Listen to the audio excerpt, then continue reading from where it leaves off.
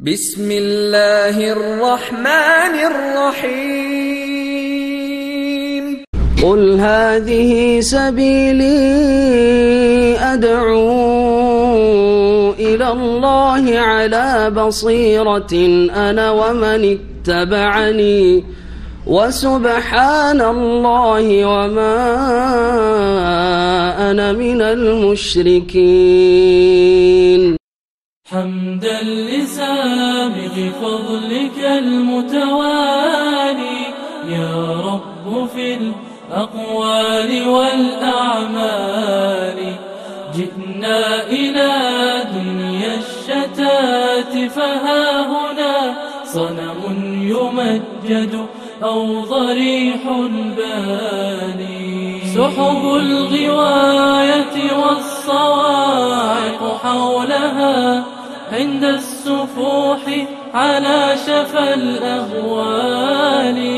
فهديت للإسلام أمة أحمد ورسمت منهج دربها المتعالي ورسمت منهج دربها المتعالي. السلام عليكم ورحمة الله وبركاته. إن الحمد لله نحمده ونستعينه ونستغفره ونعوذ بالله من شرور أنفسنا ومن سيئات أعمالنا. من يهده الله فلا مضل له ومن يضلل فلا هادي له. وأشهد أن لا إله إلا الله وحده لا شريك له وأشهد أن محمدا عبده ورسوله صلى الله تعالى عليه وعلى آله وصحبه وسلم تسليما كثيرا. يا أيها الذين آمنوا اتقوا الله حق تقاته ولا تموتن إلا وأنتم مسلمون. يا أيها الناس اتقوا ربكم الذي خلقكم من نفس واحدة وخلق منها زوجها وبث منهما رجالا كثيرا ونساء واتقوا الله الذي تساءلون به والأرحام إن الله كان عليكم رقيبا. يا أيها الذين آمنوا اتقوا الله وقولوا قولا سديدا يصلح لكم أعمالكم ويغفر لكم ذنوبكم ومن يطع الله ورسوله فقد فاز فوزا عظيما. أما بعد فإن خير الحديث كتاب الله وخير الهدي هدي محمد صلى الله عليه وسلم وشر الأمور محدثاتها وكل محدثة بدعة وكل بدعة ضلالة وكل ضلالة في النار. أعوذ بالله من الشيطان الرجيم. والذين يمسكون بالكتاب وأقاموا الصلاة إنا لا نضيع أجر المصلحين. শ্রদ্ধেয় উলামায়ে কেরাম,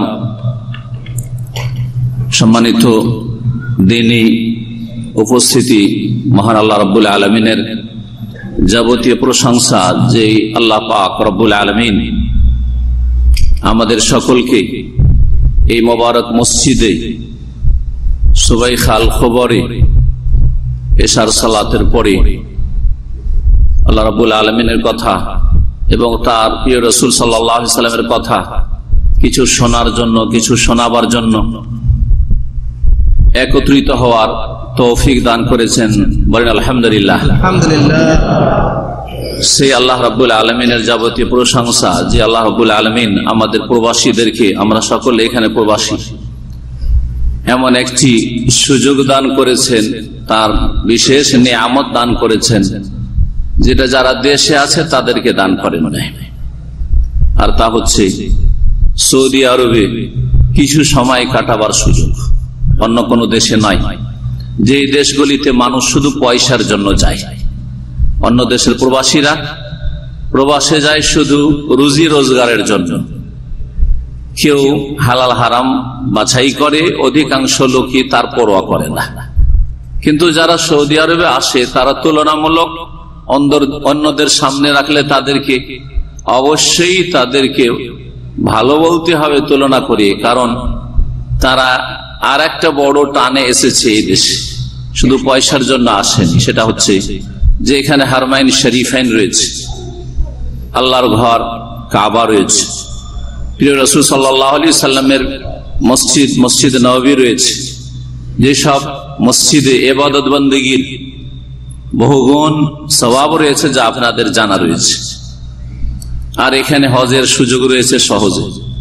ওমরার সুযোগ রয়েছে, ইবাদত বন্দেগীর সুযোগ রয়েছে, ইবাদত বন্দেগীর দিনদারির একটা পরিবেশ রয়েছে। এখানে বেনামাজিও এখানে লজ্জাতে নামাজ পড়তে বাধ্য। কিছুদিন লজ্জাতে, দুনিয়ার গরজে অথবা ভয়ে চক্ষু লজ্জায় নামাজ পড়ে হতে পারে তার ঈমান মজবুত হয়ে যেতে পারে। যেমন নবী করিম সাল্লাল্লাহু আলাইহি ওয়াসাল্লামের জামানায় অনেক নিউ মুসলিমদের অবস্থাটা ঠিক ওই রকমই ছিল।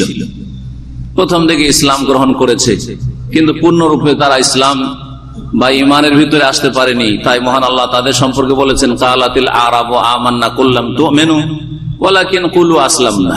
বেদুইনরা নতুন নতুন মুসলমান হয়ে এসে বলতো, ঈমানের দাবি করে যে আমরা ঈমান নিয়ে এসেছি, ঈমানদার হওয়ার দাবি করতো, মুমিন হওয়ার। আল্লাহ বলছেন যে তোমরা এখনো পাকা ঈমানদার হওনি, লাম তুমিনু ওয়ালাকিন কুলু আসলামনা, তবে বলো যে আমরা মুসলিম হয়েছি, ইসলাম গ্রহণ করেছি। তো অনেকে এখানে আসার পরে আলহামদুলিল্লাহ দিনের দিকে এগিয়ে আসছেন, সে স্বেচ্ছায় আগ্রহের সাথে অথবা চক্ষু লজ্জায় অথবা পরিবেশের কারণে। এখানে কেমন খারাপ লাগে যেন বাইরে বসে থাকলে নামাজের সময় ইত্যাদি ইত্যাদি। তারপরে ইনশাআল্লাহ তাআলা আল্লাহ যদি আপনার রহম করেন তো ঈমানটা মজবুত হয়ে যাবে। এরকমই যেমন অনেক লোকের এরকম হয়েছে ইসলাম গ্রহণের কিছু কাল পরে। এই যে নিয়ামতগুলি আল্লাহ দান করেছেন, তারপরে আর একটি নিয়ামত যেটার আমরা খেয়াল করি না। এখান থেকে তো পয়সা নিয়ে যাচ্ছেন, ওই নিয়ামত তো জানাই আছে, সব দেশ থেকে নিয়ে যেতে পারবেন হয়তো কম বেশি। হজ উমরা নিয়ে যাচ্ছেন, এটাও আপনাদের ব্রেনে আছে যে এখান থেকে হজ উমরার ভালো চান্স আছে, সুযোগ আছে, যেটা পাশের দেশ থেকে সম্ভব না। অনেক টাকা খরচ হয়, আশেপাশের দেশগুলি থেকে আসবে। কিন্তু বড় একটা সুযোগ আল্লাহ দিয়েছেন, বড় একটা নিয়ামত দান করেছেন, সেটা হচ্ছে এখান থেকে কোরআন সুন্নাহ ভিত্তিক, দলিল ভিত্তিক ইসলাম চোখে দেখে আইনুল ইয়াকিন, শুধু ইলমুল ইয়াকিন না। ইলমুল ইয়াকিন যে দেশে বসে সহি আকীদার কিছু আলোচনা শুনলেন, এলেম হইল, কিন্তু কিছু লোক মানলেন, অধিকাংশ লোক মানলেন না। এদের কথা শোনা যাবে না, যে হচ্ছে বর্তমান অবস্থা, শোনা যাবে না, মানা যাবে না। ইলমুল ইয়াকিন তাদের কাছে পৌঁছেছে, তারপরে ইয়াকিন করেনি তারা। কিন্তু আপনারা যারা এখানে এসছেন, আপনাদের আইনুল ইয়াকিন চোখে দেখছেন, এখানে চোখে দেখছেন। এখানে নেই মাজার, এখানে নেই ওরস, এখানে নেই মিলাদ, এখানে নেই শাবে বারাত হালুয়া রুটি, এখানে নেই কিয়াম, এখানে নেই সম্মিলিত দুরুদ, এখানে নেই সম্মিলিত জিকির, এখানে নেই কোন রকমের না শিরক না বিদআত, এখানে নাই পীর মুরিদি, কেউ মুরিদ কেউ পীর, এসব কিচ্ছু খুঁজে পান না। তারপরে কি একটু আপনি আপনার বিবেককে কাজে লাগান না যে রাসূলুল্লাহ সাল্লাল্লাহু আলাইহি ওয়াসাল্লামের দেশে সত্য ইসলামটা থাকবে না, আর ভারত বাংলাদেশ পাকিস্তানে সত্য ইসলাম থাকবে, হক্কানিরা থাকবে, আর এখানে হক্কানি খুঁজে পাওয়া যাবে না। আপনার একটু বিবেকে ধরে না যে হক্কানি যদি হয়তো এইখানে হক্কানি থাকা আর কথা, কারণ এখান থেকে সারা পৃথিবীতে হকের নূর ছড়িয়েছে। সুতরাং আল্লাহ রাব্বুল আলামিনের শুকরিয়া আদায় করেন। শুরুতে বলুন আলহামদুলিল্লাহ, যে আপনাদেরকে চোখে দেখে কোনটা শিরক, কোনটা বিদআত, কোনটা তাওহীদ, কোনটা সুন্নাত একটু পার্থক্য করার আল্লাহ সুযোগ দিয়েছেন। যদি একটু চেষ্টা করেন সহজে হেদায়েত হবেন। যেইভাবে সহজে আপনারা এখানে সৌদি আরব প্রবাসী হেদায়েত হতে পারবেন, অন্য কোন দেশের লোকেরা পারবে না। কারণ ওখানে বিভিন্ন রকমের প্রাচীর তৈরি করে দেওয়া হয়েছে হক আর বাতিলের মাঝখানে। বাতিল থেকে হকে আসার সামনে এমন পর্দা ফেলে দিয়েছে বা প্রাচীর তৈরি করে দিয়েছে যে প্রাচীর পার করে আপনার জন্য আসাটা অত সহজ নয়। বিরাতি আলোচনার প্রাচীর হইতে পারে, বিভিন্ন রকমের বিভ্রান্তির প্রাচীর হইতে পারে, সব রয়েছে। সালাতে ও সালাম প্রিয় নবী মুহাম্মদ রাসূলুল্লাহ সাল্লাল্লাহু আলাইহি সাল্লামের উপর, যিনি এই দেশে যে দেশে বসে আছেন সেই দেশে তিনি এবং তার সাহাবায়ে কেরামগণ তার সাথে সার্বিক সহযোগিতা করেছেন, জান মাল সবকিছুর কোরবানি করে। আর তারপরে আমাদের জন্য এই দিনটাকে সুন্দরভাবে মানুষের মাঝে, সাহাবায়ে কেরামদের মাঝে ছেড়ে গেছেন। তারাক্তুকুম আলাল মাহাজ্জাতিল বায়দা, নবী করিম সাল্লাল্লাহু আলাইহি ওয়াসাল্লাম বলছেন, সুস্পষ্ট রাস্তার উপর রাসূলুল্লাহ সাল্লাল্লাহু আলাইহি ওয়াসাল্লাম ছেড়ে গেছেন। লা ইয়াজিগু আনহা ইল্লা হালিক, সেখান থেকে যদি বাঁকা পথ কেউ অনুসরণ করে, বাঁকা পথে চলে, তো জানতে হবে যে সে হালেক, সে হচ্ছে সর্বনাশ, সে হচ্ছে হতভাগা, তার ভাগ্য খারাপ। সুতরাং এখান থেকে হকটা শিখে নিয়ে যাওয়ার চেষ্টা করবেন। হক কোনটা এটা জানার জন্য যেমন কোরআন সুন্নাহ ভিত্তিক ইলম লাগবে, তেমন আপনার বিবেককে কাজে লাগাইতে হবে। মহান আল্লাহ যেন আপনাদের সকলকে তৌফিক দান করেন। আমিন। আল্লাহুম্মা আরিনাল হাক্কা হাক্কান ওয়ারযুক ইত্তিবাহ। আল্লাহ হককে হক বুঝার তৌফিক দান করো এবং সেটার অনুসরণে তৌফিক দান করো। ওয়া আরিনাল বাতিলা বাতিলান, আর বাতিলকে বাতিল বলে জানার এবং চেনার তৌফিক দান করো। ওয়ারযুকনা ইজতিনাবা, আর বাতিল থেকে, মিথ্যা থেকে, ভুল থেকে বেঁচে থাকার তৌফিক দান করো। আমিন। আজকের আলোচনার বিষয়বস্তু আমি চাইছিলাম এমন আলোচনা যে সবাই তাতে খুশি হন। কথা বোঝা গেছে না? দিন ইসলামের মেলা আলোচনা আছে যেগুলো তো সবাই খুশি হবে। যদি বলি 5 ওয়াক্ত নামাজ, তো 5 ওয়াক্ত নামাজ সবাই খুশি হবে। 5 ওয়াক্ত নামাজ সবাই বিশ্বাস করে, যারা মুসলিম মোটামুটি বিশ্বাস করে 5 ওয়াক্ত নামাজ পড়ে না সেটা আলাদা কথা। 5 ওয়াক্ত নামাজের গুরুত্ব, ফজিলত, বিশেষ করে ফজিলত শোনাইলে তো অসুবিধা নেই। আবার সাজা শাস্তি যদি শোনাই আর ইসলামের হুকুম শোনাই তো কষ্ট লাগবে অনেকে, যারা নামাজি না, আধা নামাজি যদি বলা হয় যে নামাজ ছাড়লে কুফরি, তো কষ্ট লাগবে, রাগ লাগবে। এই জন্য মিষ্টি মিষ্টি হচ্ছে খালি ফজিলত, শুধু নামাজ পড়লে কি পাবেন, নামাজ পড়লে কি পাবেন, রোজা রাখলে কি পাবেন, যাকাত দিলে কি পাবেন, দান খায়রাত করলে কি পাবেন, হজ করলে কি পাবেন, ওমরা করলে কি পাবেন, এই ধরনের কিছু আলোচনা রাখতে চাইছিলাম যাতে সবাইকে আপনাদের মিষ্টি লাগে, মজাও লাগে, আর আমার উপর রাগও না করে। বোঝা গেছে কিনা? কিন্তু শেখ রবি জাযাহুল্লাহ খায়ের উনি এমন একটা বিষয় আমার উপর চাপিয়ে দিয়েছেন যাতে অনেকে খুশি হবেন আর অনেকে বেজার হবেন। আপনারা যদি বেজার নাও হন, তো যারা এই রেকর্ডিং এর পরে শুনবে আর তাদের পার্থিব অসৎ উদ্দেশ্যে আঘাত লাগবে, অসৎ স্বার্থে আঘাত লাগবে, তারা বড় বেজার হবে আর কত রকমের যে ফতোয়াবাজি করবে আর গাল দিবে আর ইসলাম থেকে খারিজ করবে, তো আল্লাহ ভালো জানে। তো কিন্তু হক কথা বলতে হবে, যেহেতু আমার উপরে দায়িত্ব চাপানো হয়েছে বলার জন্য। সেটা হচ্ছে ইসলামের দৃষ্টিতে বা কোরআন সুন্নাহর আলোকে সুফিবাদ, পীরতন্ত্র বড় গুরুত্বপূর্ণ বিষয়, বড় গুরুত্বপূর্ণ বিষয়। কারণ পীরতন্ত্র ছাড়া ভারত, বাংলাদেশ, পাকিস্তানের অধিকাংশ মুসলিম মনে করে যে এছাড়া আল্লাহকে পাওয়া যাবে না, এছাড়া আল্লাহর সন্তুষ্টি পাওয়া যাবে না, এছাড়া আত্মার পরিশুদ্ধি হবে না, এছাড়া দুনিয়ার মোহ থেকে, লোভ থেকে আর পাপ থেকে মুক্ত হওয়া যাবে না, ইত্যাদি ইত্যাদি এসব কথা রয়েছে। এইরকম বহু কথাই রয়েছে, যার ফলে এই বিষয়টি যখন এইভাবে মানুষরা ভাবছে আর এমন এটাকে ধর্মকর্ম মনে করছে, যেমন মসজিদের খেদমত করা হচ্ছে, যেমন ইসলামিক প্রতিষ্ঠান, মাদ্রাসা, ইসলামিক স্কুলের খেদমত করা হচ্ছে, তার চাইতে বেশি জাঁকজমকপূর্ণ ভাবে, তার চাইতে বেশি গুরুত্ব দিয়ে আর তার চাইতে বেশি নিজের ত্যাগ স্বীকার করে, কোরবানি করে মাজারের খেদমত করা হচ্ছে, পীর সাহেবদের খেদমত করা হচ্ছে, তাদেরকে খেতে পান আর না পান সে সালাম মুসাফার সাথে টাকা পয়সা ধরানো হচ্ছে, এক এক মুসাফার সাথে টাকা টাকা আজকাল দেখতে পাচ্ছেন, যারা ফেসবুকে দেখছেন, বাপরে বাপ। জি হ্যাঁ, এই টাকা দুনিয়ার বড় বড় পুঁজিপতিরা এইভাবে হাসিল করতে পারে না। ওরাকে ব্যবসাতে রিস্ক নিতে হয়, লাভ হইতে পারে, মার খেতে পারে। কিন্তু এই ব্যবসা এমন ব্যবসা, পীরতন্ত্রের ব্যবসা, যাতে লস বলে কিছু নেই, লস বলে, লোকসান বলে কিছু নেই। এই ব্যবসা সম্পর্কে আলোচনা করতে বলা হয়েছে। কোরআন হাদিসের 2-1টি আয়াত আর হাদিস শোনাই, দলিল শোনাই, আর তারপরে তখন এই বিষয়টির দিকে আমরা প্রবেশ করব। আল্লাহ রাব্বুল আলামিন সূরা রুমের আয়াত নম্বর 30 ইরশাদ করছেন, ফাআকিম ওয়াজহাকা লিদ-দীনি হানিফা। হে মুসলিম, হে মানুষ, তুমি দ্বীনের দিকে একনিষ্ঠ হয়ে, একগ্রচিত্তে তোমার মুখমণ্ডলকে সোজা করে নাও, তোমার মুখ ফিরিয়ে দাও দ্বীনের দিকে, আনুগত্যের দিকে, হানিফান, একনিষ্ঠ হয়ে, ফিতরাতাল্লাহ। এটা হচ্ছে আল্লাহ রাব্বুল আলামিনের প্রকৃতি, আল্লাহ রাব্বুল আলামিনের সৃষ্টি করা মানব জাতির প্রকৃতি। আল্লাহ যে মানব জাতিকে যে প্রকৃতিতে সৃষ্টি করেছেন সেটা হচ্ছে এই প্রকৃতি। দ্বীন ইসলাম হচ্ছে আল্লাহর মনোনীত দিন হচ্ছে ইসলাম, ইন্নাদ-দীন ইনদাল্লাহিল ইসলাম। আর দ্বীন ইসলাম হচ্ছে দ্বীনুল ফিতরা, প্রাকৃতিক দিন, অর্থাৎ এমন একটা দিন যেটা মানুষের নেচারের সাথে, স্বভাবের সাথে, প্রকৃতির সাথে সামঞ্জস্যশীল। আপনার প্রকৃতিতে আছে আল্লাহ, আল্লাহর সন্ধান, আল্লাহর ভালোবাসা, আল্লাহর মুখাপেক্ষী হওয়া, আল্লাহর দ্বারস্থ হওয়া, আল্লাহর কাছে আশা রাখা, একেবারে নিরুপায় অবস্থায়, অসহায় অবস্থায় একটি মহাশক্তিকে সন্ধান করছেন। তিনি হচ্ছেন আল্লাহ রাব্বুল আলামিন। আম্মা ইউজিবুল মুত্তারা ইযা দাআ ওয়া ইয়াকশিফুস সূ।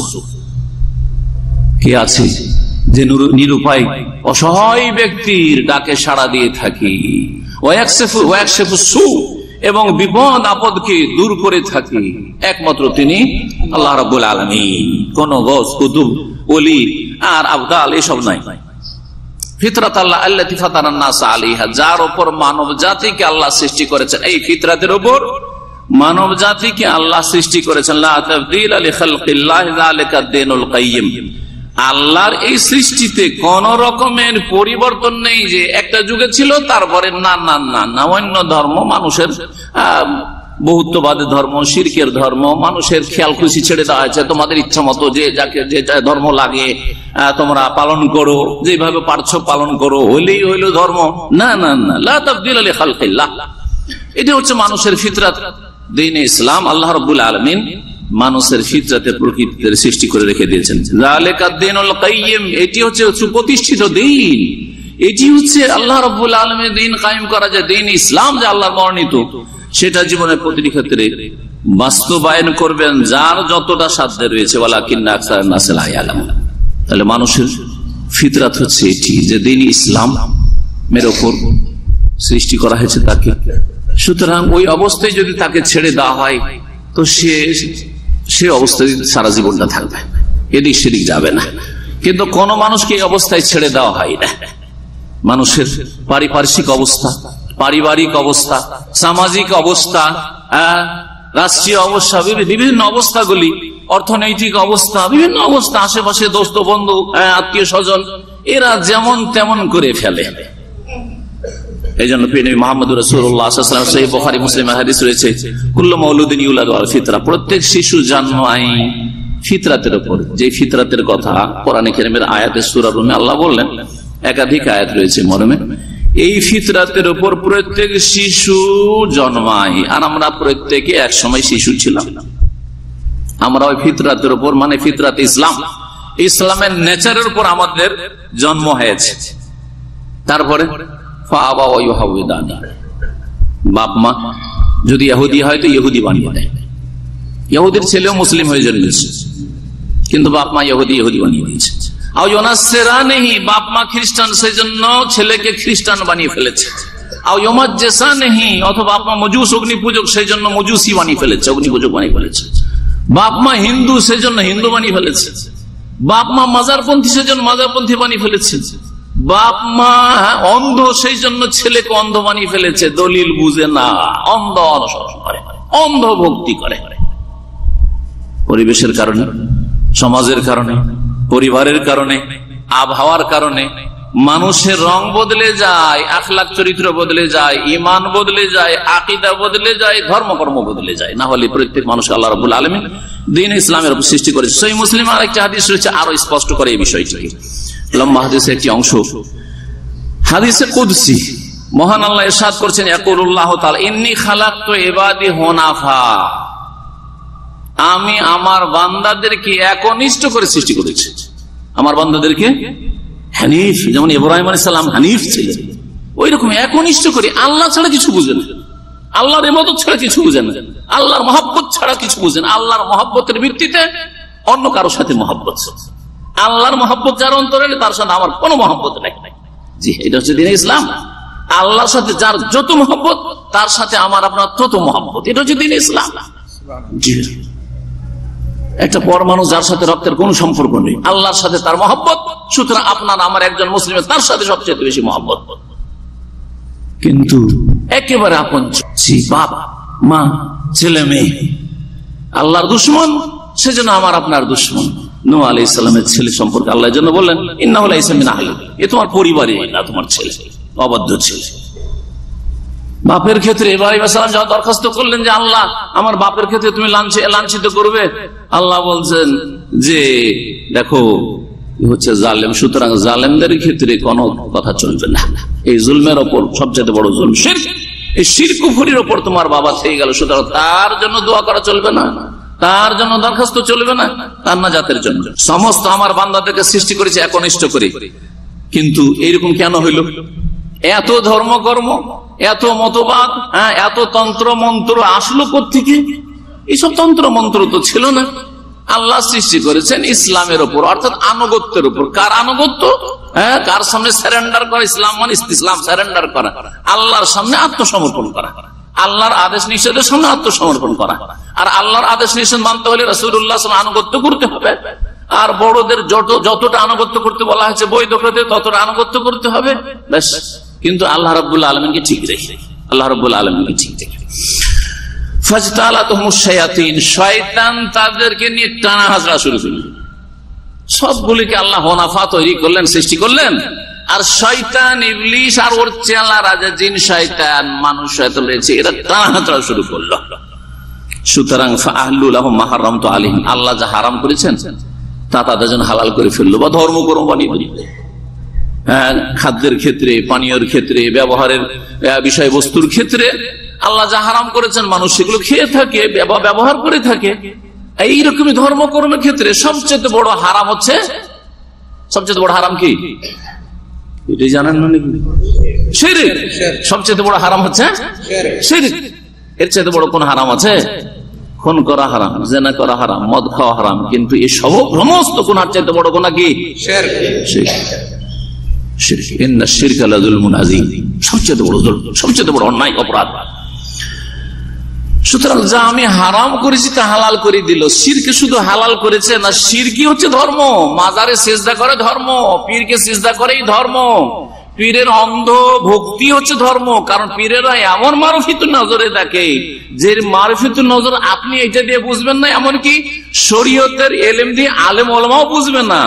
আমাদের সম্পর্কে তারা বলে যে এরা কি করে বুঝবে, আমাদের বিরুদ্ধে কেন বলবে না? কারণ এরা শরিয়ার আলেম, এরা তো মারিফতের কোনো জ্ঞান রাখে না, এরা তো হকিকত জানে না, এরা তরিকত জানে না।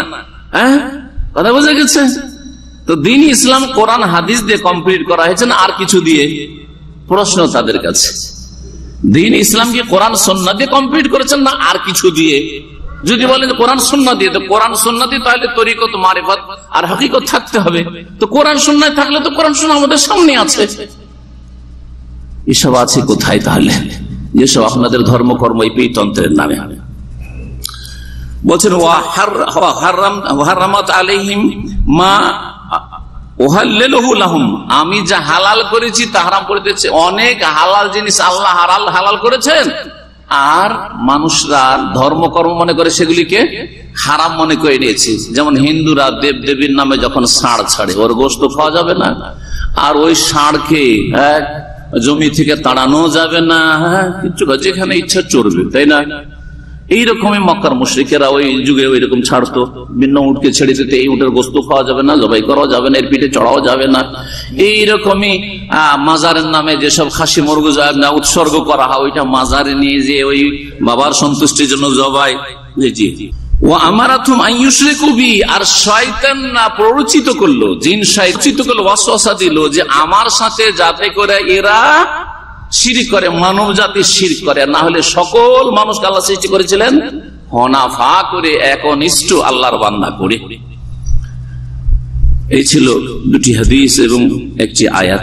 আর একটি আয়াত শোনাই, কোরআনে কারীমের সূরা আরাফের আয়াত নম্বর 170। আল্লাহ রাব্বুল আলামিন ইরশাদ করেছেন, ওয়াল্লাযীনা ইউমাসসিকুনা বিল কিতাব ওয়া আকামুস সালাতা ইন্না লা নুযিউ আজরাল মুসলিহিন, যারা আল কিতাবকে শক্ত করে ধরবে। আল কিতাবের পাশে যদি হিকমা থাকে কোরআনে কারীমে, তাহলে আল কিতাব মানে কোরআনে কারীম, আর হিকমা মানে হচ্ছে হাদিস রাসূলুল্লাহ সাল্লাল্লাহু আলাইহি ওয়াসাল্লাম সুন্নাহ। এটা হচ্ছে যারা বড় বড় মুফাসসিরিন কোরআন সুন্নাহ আলোকে তাফসীর করেছেন, তাদের তাফসীর যা আপনাদের সামনে নকল করলাম। আর যখন শুধু আল কিতাব বলা হবে তখন ওর অর্থ হবে দুটোই, মানে আল্লাহর বিধান। আল্লাহর বিধান কোরআনে কারিমেও আছে, আর আল্লাহর বিধান রাসূলুল্লাহ সাল্লাল্লাহু আলাইহি ওয়াসাল্লামের হাদিসে আছে। আর এর সমর্থনে অনেক হাদিস রয়েছে। কোন সাহাবী এসে বিচার চাইছে রাসূলুল্লাহ সাল্লাল্লাহু আলাইহি ওয়াসাল্লাম, ইয়া রাসূলুল্লাহ, আমাদের এরকম একটা সমস্যা হয়েছে, জেনার ঘটনা হয়েছে, তো বিচার করেন।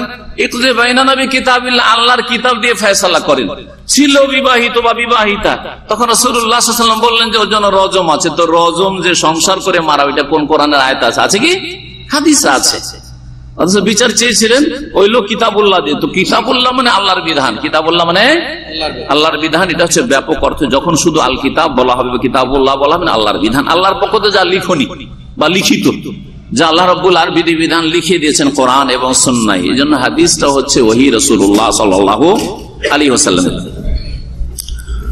বলছিলেন যে, আল্লাহ বলছেন যে যারা আল কিতাবকে মানে কোরআন সুন্নাহকে আঁকড়ে ধরবে, তাহলে একটি এখানে দিক নির্দেশনা নেন যে কোরআন সুন্নাহকে কি করতে হবে? শক্ত করে ধরতে হবে। দলিল ধরতে শিখেন, ব্যক্তি ধরিয়েন না, আমাকেও ধরিয়েন না আপনি অন্ধভাবে, আর আমার মতো আমার চাইতে বড় যাদেরকে লাগছে তাদেরকেও ধরিয়েন না, আর ছোটকেও ধরিয়েন না, অন্ধভাবে কাউকে ধরিয়েন না। নিষেধ করছে, কঠোরভাবে নিষেধ। আর আমি শুধু নিষেধ করেছেন ইমাম আবু হানিফা রাহিমাহুল্লাহ, শাফি, মালিক, আহমদ, চার ইমাম, আর তাদের ছাত্র ইমাম আবু ইউসুফ, মুহাম্মদ, জফর রাহিমাহুল্লাহ আজমাইন সকলেই শক্তভাবে সতর্ক করেছেন যে আমাদের অন্ধ অনুসরণ করিও না। কারোর জন্য হালাল নয় যে বিনা দলিলে আমাদের কথাগুলিকে মানবে। দলিল পেলে আমাদের কথা মানবেন শ্রদ্ধার সাথে, দলিল না পেলে ছেড়ে দেবেন, ছেড়ে দেবেন আমাদের কথা, ছুঁড়ে ফেলে দেবেন আমাদের কথা, কোনো পরোয়া করবেন না। জি, এটা হচ্ছে দ্বীন ইসলাম। সুতরাং আপনাকে আমাকে দলিলের সাথে চলতে হবে। একটা কথা বললাম যে কোরআন সুন্নাহকে শক্ত করে ধরতে হবে। আপনার আকীদা, ইবাদত, আখলাক, জীবনের প্রতিটি ক্ষেত্রে দ্বীন ইসলাম পালন করার ক্ষেত্রে আপনি যে কোরআন সুন্নাহকে মজবুত করে ধরে আছেন, এর বাস্তব রূপ আর একটা বলছেন। দ্বীনের অনেক বিধিবিধান আছে, সবগুলি বলা সম্ভব নয়। একটি আয়াতে দুটো কথা। একটা হচ্ছে আপনার রাস্তা, পথ, যে কোরআন সুন্নাহকে শক্ত করে ধরবেন, দলিল সহ জীবন যাপন করবেন, বিনা দলিলে আমি মানতে রাজি না।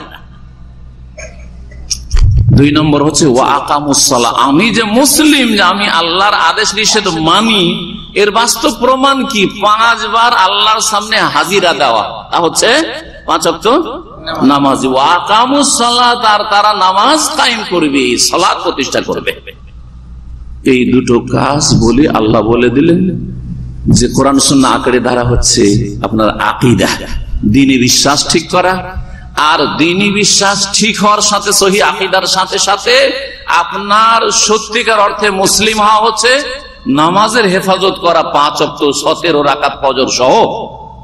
যদি এইরকম চলতে পারেন, আল্লাহ বলছেন যে ইন্না লা নুযিউ আজরাল মুসলিহিন, তাহলে এরাই হচ্ছে মুসলিহিন, সংস্কারক, এরাই হচ্ছে সংশোধনকারী, যারা নিজেদেরও সংশোধন করে, নিজের পরিবারেরও সংশোধন করতে পারবে, নিজের সমাজের সংশোধন করতে পারবে, নিজের আত্মীয় স্বজনের সংশোধন করতে পারবে, নিজের দেশবাসীর সংশোধন করতে পারবে, সারা বিশ্বের সংশোধন করতে পারবে, যার কাছে পৌঁছিবে কথা। কিন্তু কোরআন সুন্নাহর দলিলের সাথে আর সত্যিকার ইবাদত বন্দেগীর ক্ষেত্রে প্রমাণ করে দিতে হবে যে আমি আল্লাহর গোলাম, আল্লাহর বান্দা। এই দেখো 5 বার করে আজান হইতে মসজিদে হাজির। জি হ্যাঁ, মুসলিহিন হইতে পারবেন।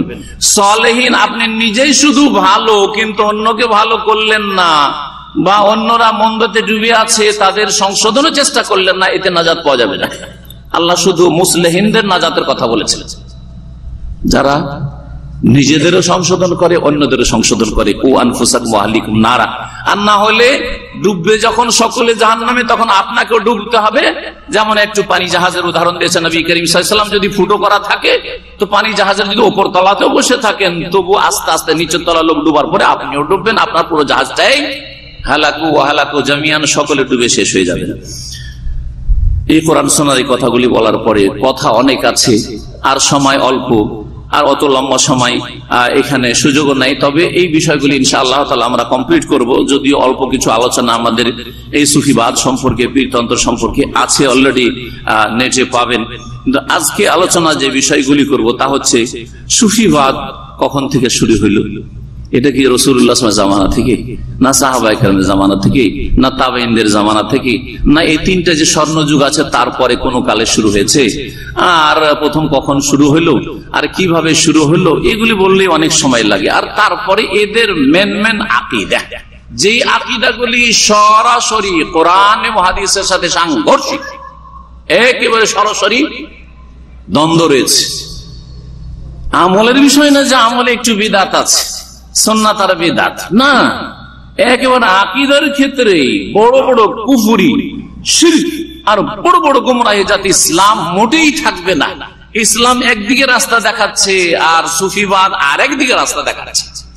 ইসলাম এক কথা বলছে, এক আকীদা বলছে, আর সুফিবাদ আর এক ধ্যান ধারণা ইসলাম সম্পর্কে দিচ্ছে, একেবারে বিপরীত দিকে যাচ্ছে। সুতরাং এই সুফিবাদ বা তাসাউফ বা পীরতন্ত্রের উৎস কোরআন সুন্নাহ নয়।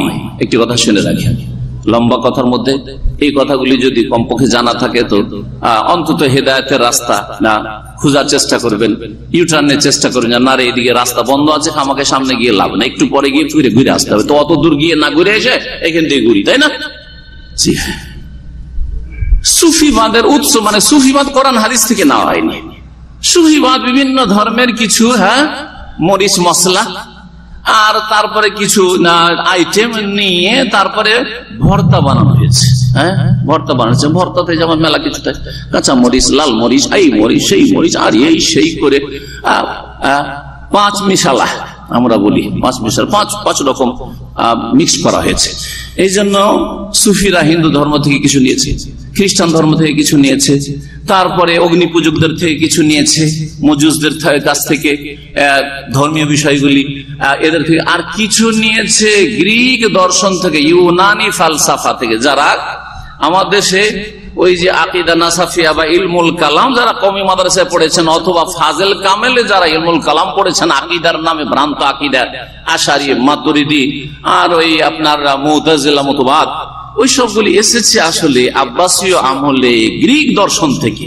জি হ্যাঁ, এই সবগুলির মিক্সচার দিয়ে তার উপর এই যে আমার আলখাল্লা আছে না, এইরকম আলখাল্লাটা হচ্ছে ইসলাম, জুব্বাটা হচ্ছে ইসলামে, ইসলামের জুব্বা পরিয়ে দেওয়া হয়েছে, আর ভিতরে সবগুলি ভরা আছে কিছু খ্রিস্টান ধর্ম, কিছু হিন্দু ধর্ম, আর কিছু আছে এই যে যা বললাম সব ধর্ম গড় মিক্স করে বানানো হয়েছে। জি হ্যাঁ, এই সুফিবাদ একটি ধর্মীয় আন্দোলন। এই সুফিবাদের উপর অনেক বই লেখা হয়েছে আরবিতে, সুবহানাল্লাহ। সৌদি আরবের বড় বড় ইউনিভার্সিটি গুলি থেকে, বড় বড় যেগুলো ইসলামিক বিশ্ববিদ্যালয় সেগুলো থেকে এর উপর অনেক থিসিস এখানকার বড় বড় ভালো স্টুডেন্টরা লিখেছে, মাস্টার্স এর থিসিস বা এমফিল এর যে থিসিস হয়, তারপরে আপনার এর জন্য পিএইচডি থিসিস হয় তাতে, আর অনেকগুলি কয়েক খণ্ডের বই আছে যেগুলির সংক্ষেপ কিছু আপনাদের সামনে নিয়ে এসেছি। সেই কিতাবগুলিতে গবেষণামূলক আলোচনা করা হয়েছে, আর বলা হয়েছে যে সুফিবাদ হচ্ছে আত-তাসাউফ হারাকাতুন দীনিয়া। সুফিবাদ হচ্ছে একটি ধর্মীয় আন্দোলন, মানে ধর্মের নামে সেই আন্দোলনটি শুরু হয়েছে ফিল আলামিল ইসলামী, মুসলিম বিশ্বে বা মুসলিম দেশগুলিতে শুরু হয়েছে। কখন শুরু হয়েছে? ফিল কারনে সালেস আল হিজরি, তৃতীয় শতাব্দীতে। কোন শতাব্দীতে? তৃতীয় শতাব্দীতে। নবী করিম সাল্লাল্লাহু আলাইহি ওয়াসাল্লামের ইন্তেকাল হলো কোন হিজরিতে? 10ম হিজরিতে জিলহজ শেষ হয়ে যায়। তো ওই বছর 11, যদি আপনি মাস হিসাবে ধরেন যে মুহররম থেকে বছর শুরু, তাহলে মুহররম, সফর, রবিউল আউয়াল মাসে নবী করিম সাল্লাল্লাহু আলাইহি ওয়াসাল্লাম 12 রবিউল আউয়ালে ইন্তেকাল হয়েছে। তাহলে 11 কি হচ্ছে? একাদশ হিজরি হয়। একাদশ হিজরি হয়, যেটা ওই 2-3 মাস মাত্র গিয়েছে, 2.5 মাস গিয়েছে। সেজন্য আমাদের দেশের মানুষের জানে 10ম হিজরি। 10 বছর রাসূলুল্লাহ সাল্লাল্লাহু আলাইহি ওয়াসাল্লাম যেহেতু মদিনায় থেকেছেন, এই জন্য 10ম হিজরি বলে মশহুর আছে। কিন্তু 10ম হিজরি রবিউল আউয়াল মাসে নাই, একাদশ হিজরি রবিউল আউয়াল মাসে রাসূলুল্লাহ সাল্লাল্লাহু আলাইহি ওয়াসাল্লামের ইন্তেকাল হয়েছে। নবী সাল্লাল্লাহু আলাইহি ওয়াসাল্লাম চলে গেলেন কখন? একাদশ হিজরিতে বা 10 হিজরিতে। 10 বছর মদিনায় থাকার পর 23 বছর নবুয়তি জিন্দেগি। তারপরে খোলাফায়ে রাশিদিনের যুগ আসলো, 30 বছর খোলাফায়ে রাশিদিনের যুগ। তাহলে 10 আর 30, 40 হিজরিতে 4 খলিফা চলে গেলেন। 4 খলিফা চলে গেলেন। আর তারপরে তখন মুআবিয়া রাদিয়াল্লাহু তাআলা 20 বছর থাকলেন, 60 হিজরি। আর 60 হিজরির পর তখন বনু উমাইয়া বংশের বিভিন্ন খলিফাদের যুগ ছিল 132 পর্যন্ত। 32 পর্যন্ত উমাইয়াদের যুগ ছিল। রাসূলুল্লাহ সাল্লাল্লাহু আলাইহি ওয়াসাল্লামের শেষ সাহাবী ইন্তেকাল করছেন মক্কাতুল মুকাররমায়, তুফাইল দৌসি রাদিয়াল্লাহু তাআলা আনহু। আবু তুফাইল দৌসি রাদিয়াল্লাহু তাআলা আনহু ইন্তেকাল করছেন 110 হিজরিতে। কত? 110 হিজরিতে সাহাবী শেষ, আর সাহাবী নেই। তারপরে তাবেঈনদের যুগ, তারপরে তাবেঈনের যুগ। এই তাবেঈন আর তাবেঈনের যুগ তৃতীয় শতাব্দী আস্তে আস্তে শেষ। তৃতীয় শতাব্দী আস্তে আস্তে তাবেঈনও শেষ, তাবেঈন শেষ। তাহলে যে হাসান বাসরির দোহাই দেওয়া, আমাদের দেশে কিন্তু সুফিরা যত পীরের আছে সিলসিলা কোন দিকে দিয়ে নিয়ে যায়? হাসান বাসরি রাহিমাহুল্লাহ তরিকা দিয়ে নিয়ে যায়। হাসান বাসরি রাহমাতুল্লাহ আলাইহির যুগে সুফিবাদ ছিল না। প্রথম সুফিবাদ কখন এসেছে? 150 হিজরিতে। কার মাধ্যমে এসেছে একটু পরে বলছি। এই সুফিবাদ প্রথম যে শুরু হয় সেটা ব্যাপক আকারে শুরু হয় না, ব্যক্তি পর্যায়ে শুরু হয়। বলছে কানাজ আতিন ফারদিয়া, ব্যক্তি পর্যায়ে কিছু লোকেরা ওই রকম সংসার ত্যাগী হয়ে ইবাদতবন্দি সবসময় করব। আর প্রথম দিকে বড় বড় শিরক আর কুফরি গুলো আর মাজার এগুলো শুরু হয়নি, কিন্তু এগুলো শুরু হয়নি। তারা প্রথম জুহুদ মানে দুনিয়া বিমুখতার দিকে আহ্বান করতো। তাদের মধ্যে দুনিয়া বিমুখতা আসলো, যে দুনিয়ার দরকার নেই, যা কিছু পেলাম পেলাম, না হলে ইবাদতবন্দি করলাম। কঠোর পরিশ্রম করা ইবাদতবন্দিতে। এটা কেন শুরু হলো? বলছে যে এটা হচ্ছে রিয়াকশন মূলক। একটা রিয়াকশন বলে কিছু আছে, রিয়াকশন আছে, প্রত্যেক ক্ষেত্রে একটা রিয়াকশন আছে। আপনি যদি ছেলে মেয়েদের ওপর বেশি শক্ত করেন, তোর একটা রিয়াকশন আছে, কি হয়ে যাবে? ও ছেলে বেশি খারাপ হওয়ার সম্ভাবনা আছে। আবার বেশি যদি ঢিল ছেড়ে দেন, ওতে খারাপ হওয়ার বড় একটা সম্ভাবনা আছে, না নেই? জি হ্যাঁ। আপনি এমনি ভালোই কর্মচারী হিসাবে খুব ভালো, বা আপনারা কর্মচারী হিসাবে খুব ভালো কোম্পানির, কিন্তু কোম্পানি যদি বেশি জুলুম অত্যাচার করে, ওর একটা রিয়াকশন আছে, ওদের কোম্পানিরও বড় রিস্ক আছে, আছে না নেই? ঠিক ওই রকমই যখন ভোগ বিলাসী জীবন কিছু লোকেরা শুরু করলো, ভোগ বিলাস, যাদের কাছে বেশি পয়সা আছে, যাদের কাছে নেতৃত্ব আছে, ভোগ বিলাস এই যখন শুরু হলো, তখন তার প্রতিক্রিয়ামূলক মানে রিয়াকশন মূলক কি শুরু হলো? দুনিয়া বিমুখতা, জোহদের নামে, তাকওয়ার নামে কঠোর পরিশ্রম করা, আর সংসার ত্যাগী বা দুনিয়া ত্যাগী হয়ে যাওয়া, নির্জনতা অবলম্বন করা, এই মন মানসিকতা কিছু লোকের মধ্যে ব্যক্তি পর্যায়ে শুরু হলো। আর তারপরে এটা ধীরে ধীরে ধীরে বাড়তে বাড়তে বিভিন্ন তরিকার রূপ নিল। কিসের রূপ নিল? বিভিন্ন তরিকার। তখন নাম হয়ে গেল, অনেক তরিকা আছে আমাদের দেশের। এক হক্কানির কিতাবে, ওদের কাছে হক্কানি, ইসলামের নজরে বলছে না, ওদের কাছে হক্কানিদের তরিকা 126 তরিকা আছে, না নাই? ইসলাম হচ্ছে একটা তরিকা, কিন্তু ইসলাম বাদ দিয়ে 126 তরিকা ওদের কাছে আছে। তার মধ্যে সবচেয়ে শর্টকাট তরিকা ওদের চিশতিয়া সাবেরিয়া তরিকা, ওই কিতাবে আছে, ভূমিকাতে আছে। ভেদে মারিফাত ইয়াদে খোদা যদি পড়েন, তাহলে পড়তে হবে না, ওসব কিতাব পড়িয়েন না, না হলে গুমরাহি হবে। কিন্তু একটু বলে দিলাম যাতে কথা না ভাবেন যে এগুলো কথা হয়তো কাল্পনিক কথা, বা বলছেন বাড়াবাড়ি করে বলছেন। 126 তরিকা চলে আসলো। শুরু হলো ব্যক্তি পর্যায়ে কিছু দুনিয়া বিমুখতা, আর শেষে অনেক তরিকাতে পরিণত হইল। প্রথম দিকে এই সুফিবাদ যেই দিকে আহ্বান করছিল, জোহদ, ওয়ারা, তওবা, বেশি বেশি তওবা করা, তারপরে অল্পতে পরিতুষ্টি, খেয়ে না খেয়ে শুকরিয়া আদায় করো, আর অত পয়সার পিছনে ছুটিও না, এগুলি কথা ভালো না মন্দ? ভালো। যা কিছু আল্লাহ দিয়েছেন, আপনার 500 রিয়াল, আলহামদুলিল্লাহ, ভালো জিনিস, তাই না? বেশি বেশি তওবা করছেন, মন্দ কথা? ভালো কথা। তারপরে আপনি সন্দেহ থেকে বেঁচে থাকছেন, যেটাকে ওয়ারা বলা। একটু সন্দেহ, জানি না এই পানিটা এখানে রাখা আছে, অন্য কারো হইতে পারে, অন্য কারো, তো না আমি খাবো না, সন্দেহের জিনিস খাবো না, ওয়ারা। জোহদ মানে দুনিয়া বেশি দরকার নেই, ও তো কি দরকার আছে, সংসার চলে যাচ্ছে, আলহামদুলিল্লাহ। জোহদ, দুনিয়া বিমুখতা, এগুলি ভালো জিনিস। আল্লাযী ইয়াহুসসু আলা তামাসসুক বিহি ওয়াল আমালি মিন আজালিহি, এগুলি যদি করা হয় তাহলে এগুলি ইসলাম। ওয়ালাকিন্না সুফিয়াতা ফি যালিকা ইউখালিফুনা মা দা ইলাইহিল ইসলাম, কিন্তু সুফিরা এই পীরতন্ত্রে যে শুরুয়াত, যেটা শুরু হচ্ছে, তারা না এই ইসলামের দিকে, যে ইসলামের এই কথাগুলি শুধু এতেই ক্ষান্ত থাকলো না, কি করতে লাগলো? হায়সু ইবতাদাউ মাফাহিমা ওয়া সুলুকিয়াত মুখালিফা, নতুন নতুন কিছু থিওরি নিয়ে আসলো, তন্ত্র নিয়ে আসলো, আর এমন কিছু ইবাদত বন্দেগী, রিয়াজতের মেহনত পরিশ্রম করো, ধর্মকর্ম নিয়ে আসলো। মুখালিফাতান লিমা কানা আলাইহি রাসূল সাল্লাল্লাহু আলাইহি ওয়াসাল্লাম, রাসূলুল্লাহ সাল্লাল্লাহু আলাইহি ওয়াসাল্লাম যে আদর্শের উপরে ছেড়ে গিয়েছিলেন তার বিপরীত, উল্টো।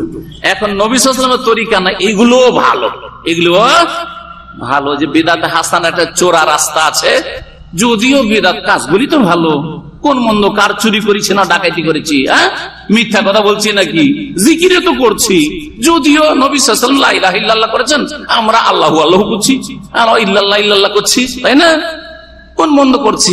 নবী সাল্লাল্লাহু আলাইহি ওয়াসাল্লাম সাহাবীরা একা একা করেছেন, আমরা একটু সবাই মিলে করছি, কারণ লোকেরা করতে চায় না, সেই জন্য সবাইকে মিলে করছি।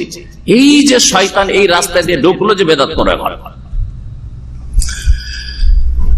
ইসলামের বিপরীত, রাসূলুল্লাহ আদর্শের বিপরীত, তারা অন্যরকম ধ্যান ধারণে ধর্মকর্ম শুরু করলো। সুফিদের তরিকা হচ্ছে, বলছেন যে তারা নিজেদের তরবিয়ত করতে হবে এবং নিজেদেরকে উন্নত করতে হবে। কিসের জন্য? ইমানি উন্নতি, ইমানি উন্নতি করতে হবে। কি জন্য? বলছে যে আল্লাহর মারিফতের জন্য। কিসের জন্য? আল্লাহর মারিফতের জন্য। আল্লাহর মারিফত মানে আল্লাহ সম্পর্কে জ্ঞান অর্জন করা।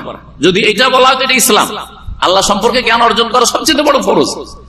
তাওহীদুর রুবুবিয়্যাহ, তাওহীদুল উলুহিয়্যাহ, তাওহীদুল আসমা ওয়া সিফাত, আল্লাহর অস্তিত্ব, আল্লাহর অস্তিত্বের দলিল কোরআন সুন্নাহয় রয়েছে, যুক্তি ইত্যাদি, তো এগুলোর কথা কোরআন হাদিসের। কিন্তু না, তাতে না, কিসে? আল্লাহর মারিফত হাসিল করবে কি দিয়ে? বিল কাশফি ওয়াল মুশাহাদা। কাশফের মাধ্যমে আল্লাহকে চিনব, কাশফের মাধ্যমে আল্লাহকে দেখব।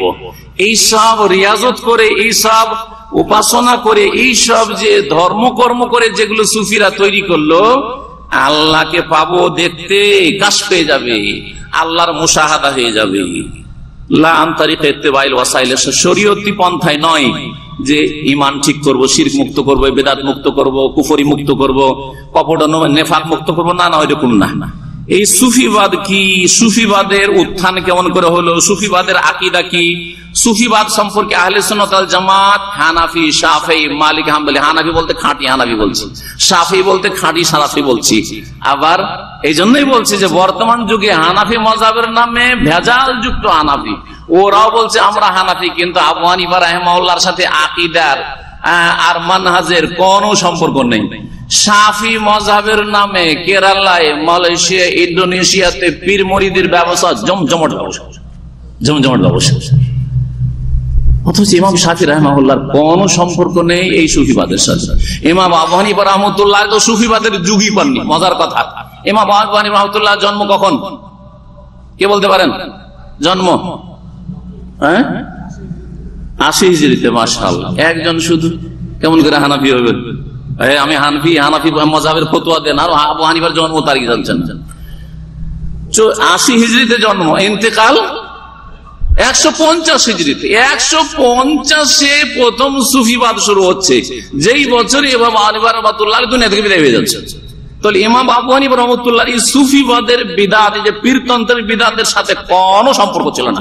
ভালো করে কান খুলে শুনে নেন, ইমাম আবু হানিফা রাহিমাহুল্লাহর পীর মুরিদির সাথে আর সুফিজমের সাথে কোনো সম্পর্ক ছিল না। তার ইন্তেকালের পরে এসব শুরু হয়েছে।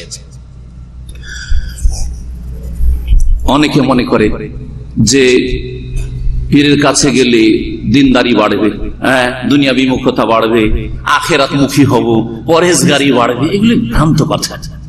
ওখানে গেলে এত পয়সার খেলা, এত পয়সার খেলা যে ওখানে গিয়ে দিনদারি বাড়বে না, এটা একটা দিক। দ্বিতীয় দিক হচ্ছে যে আপনার আকীদাই তাওহীদকে শিরক দিয়ে ধ্বংস করবে, সুন্নতকে বিদআত দিয়ে ধ্বংস করবে। তো দিন মানে কি? দিন মানে শুধু জিকির করা? দিন মানে শুধু না না না, আমি সংসার করবো না, কাজকর্ম করবো না, খানকাতে বসে থাকবো, এর নাম দিন? না, এর নাম দিন নয়। আসল হচ্ছে আকীদা, আকীদাই বরবাদ করে দিবে।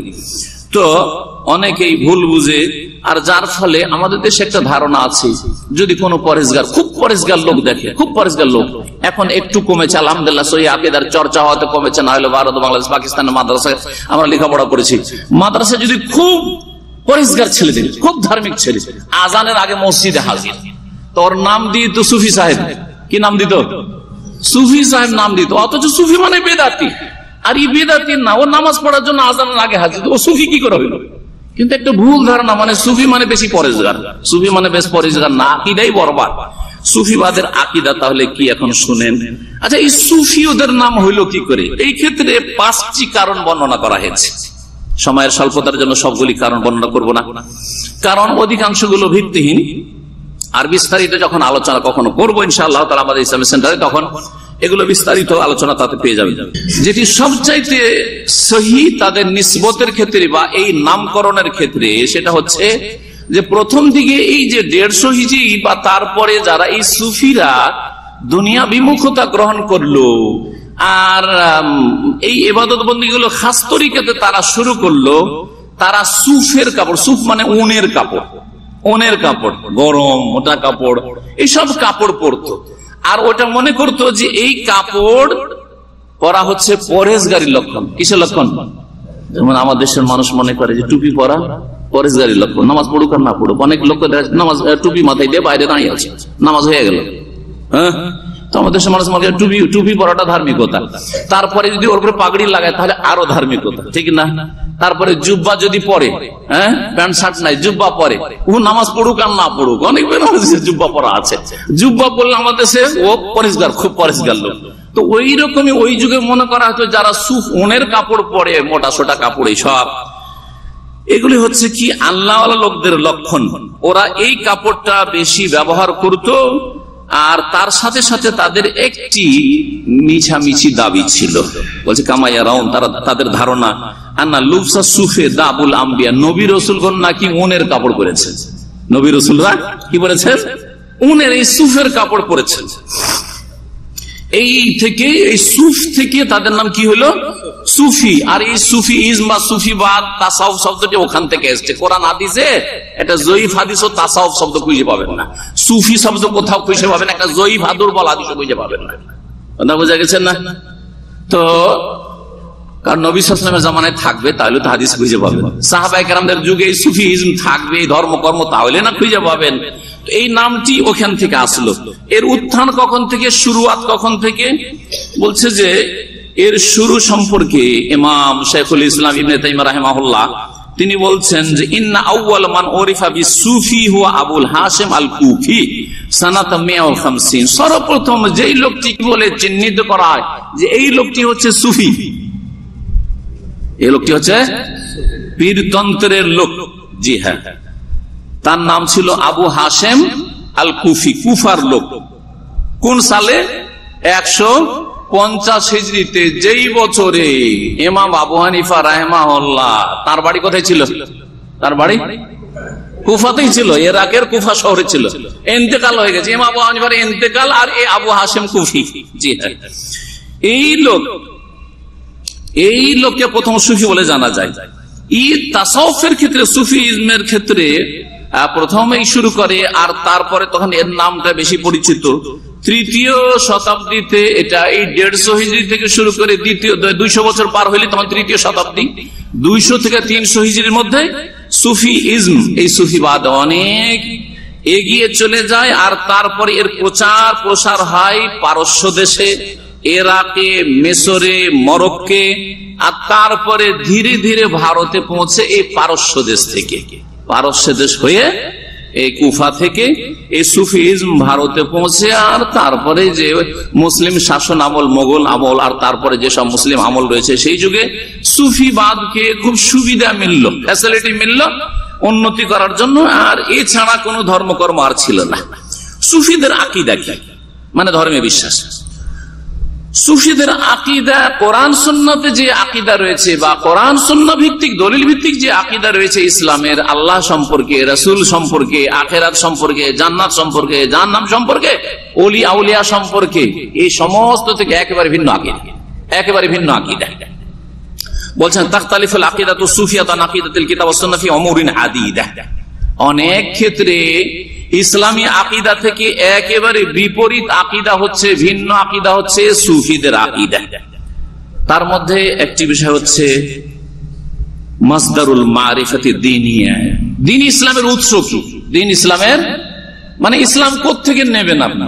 আপনাদের যদি জিজ্ঞাসা করা হয় তো কমন সেন্সে কতটা জানা আছে, ইসলাম কোথা থেকে নেবেন, কি বলবেন? আগে কি থেকে নেবেন? কোরআনে কারীম থেকে। যতটা কোরআনে কারীম পাবো কোরআন থেকে নেবো, ঠিক না?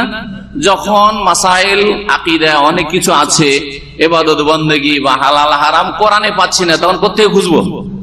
রাসূলুল্লাহ সাল্লাল্লাহু আলাইহি ওয়াসাল্লামের হাদিস সুন্নাতে খুঁজবো। জি হ্যাঁ, নবী সাল্লাল্লাহু আলাইহি ওয়াসাল্লাম দুটো জিনিস ছেড়ে যাচ্ছে, তাই না? তারাকতু ফিকুম আমরাইন লান তাদিল্লু মা তামাসসাকতুম বিমা কিতাবুল্লাহি ওয়া কিতাবুল্লাহি ওয়া সুন্নতি, আল্লাহর কিতাব আর আমার আদর্শ সুন্নাহ। তাহলে কোরআন এবং হাদিসে খুঁজবো। কোরআন হাদিস ছাড়া ফুকাহায়ে কেরামগণ তৃতীয় একটা উৎস বলেছে, সেটা হচ্ছে মুসলিম উম্মতের বড় বড় উলামায়ে কেরামদের ইজমা, মানে ঐক্যমত। শুধু মিছামিছি দাবি করলে হবে না। এখন আপনার ধরেন কিছু লোক একটা বেদাত করছে আর বলছে এরপরে ইজমা হয়ে গেছে। এই যে আমাদের দেশের যেটা দাবি, এটা মিথ্যা দাবি। ইজমা মানে আপনার এই মতের বিপরীত ওলামারা পাওয়া যাচ্ছে না, বা আপনাদের ওলামাদের যে ইজমা হয়েছে এত হিজরিতে, এর একটা প্রমাণ দিতে হবে, ঐতিহাসিক প্রমাণ যে কোনখানে ইজমা হয়েছে। এজন্য সঠিক মতে সাহাবায়ে কেরামদের পরে মুসলিমরা সারা পৃথিবীতে বিভিন্ন দেশে দূর দূরান্তে ছড়িয়ে যাওয়ার কারণে আর কোন বাস্তবে প্র্যাকটিক্যালি ইজমা হয়নি। ইজমার ক্ষেত্রে আরেকটি কথা মনে রাখবেন যে কোরআন এবং হাদিস বিরোধী ইজমা হতে পারে না। কোরআন হাদিসের উল্টো দিকে ইজমা হবে না, কোরআন হাদিস সমর্থিত ইজমা হইতে হবে। কোরআন হাদিস সমর্থিত ইজমা হইতে হবে। যেমন 5 ওয়াক্ত নামাজ ফরজ, ঠিক কিনা? না ইখতিলাফ আছে? আছে। মাসলা হচ্ছে দুই রকম, ইজমার মাসলা আর ইখতিলাফের মাসলা। মুজমা আলাই মানে যার উপর ঐক্যমত রয়েছে, 5 ওয়াক্ত নামাজ ফরজ, একমত কিনা? হানাফি, শাফিঈ, মালিকি, হাম্বলি, আহলে হাদিস সবাই বলছে 5 ওয়াক্ত নামাজ ফরজ। এই 5 কথা কোরআনে কারিমে না থাকলে ইশারা ইঙ্গিতে আছে, আর রাসূলুল্লাহ সাল্লাল্লাহু আলাইহি ওয়াসাল্লামের মেরাজের হাদিসে এছাড়াও বহু হাদিস আছে। খামসু সালাওয়াতিন ফি কুল্লি ইয়াউমিন ওয়া লাইলা, 5 ওয়াক্ত নামাজ রয়েছে। এই যে কোরআন এবং হাদিস দ্বারা প্রমাণিত 5 ওয়াক্ত নামাজ, এর উপর যে ইজমা হয়েছে এটার নাম ইজমা। আর কালকে যদি কেউ দাবি করে বা একটা দল দাবি করে যে আমাদের ইজমা হয়ে গেছে, না এখন 5 ওয়াক্ত না, মানুষের জন্য খুব মুশকিল হচ্ছে, ইন্টারনেটের যুগে গভীর রাত পর্যন্ত জাগে, ফজর পড়া মুশকিল, 4 ওয়াক্ত নামাজের উপর ইজমা হয়েছে, মানবেন নাকি? মানবেন না? মানা যাবে না, তাই না? তাহলে ইজমা কোরআন হাদিসের খেলাফ চলবে না। রমজান মাসের রোজা ফরজ, ইজমা আছে কি নাই? আছে না নাই? ইজমা, রমজান মাসের রোজা ফরজ, ঠিক আছে। বাকি ইখতিলাফ কোনটাতে রোজা নষ্ট হবে না হবে কিছু ইখতিলাফ থাকতে পারে। ইসলামের উৎস, তৃতীয় উৎস হচ্ছে একমত হয়ে যাওয়া উলামা কেরাম।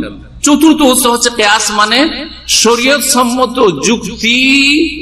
এটা সহজ করে বোঝাবার জন্য, না হলে কিয়াসের একটা সংজ্ঞা আছে যেটা এখন সময় নিয়ে বোঝাবো না আপনাদেরকে, কিন্তু সেটা হবে শরীয়ত সম্মত যুক্তি, হাদিস বিরোধী যুক্তি না।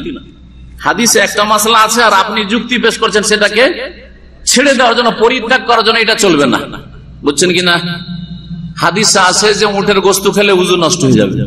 আপনি যদি যুক্তি পেশ করেন, আরে গরুর গোশত খেলাম উযু নষ্ট হবে না, বকরি খেলাম উযু নষ্ট হবে না, আবার উটের গোশত খেলে কেন উযু নষ্ট হবে না, এই যুক্তি চলবে না। এইটা না, কিয়াস মানে একটা মাসলা স্পষ্ট আয়াতে বা হাদিসে আছে, আর একটা ওর কাছাকাছি ওই রকমই সদৃশ্য মাসআলা, কিন্তু ওর হুকুম পাওয়া যায় না, তখন ওটাকে এর উপরে কিয়াস করবেন। এই 4টি, কিন্তু এদের কাছে না, বলছে যে দিন জানার উৎস তাদের কাছে আলাদা। কি?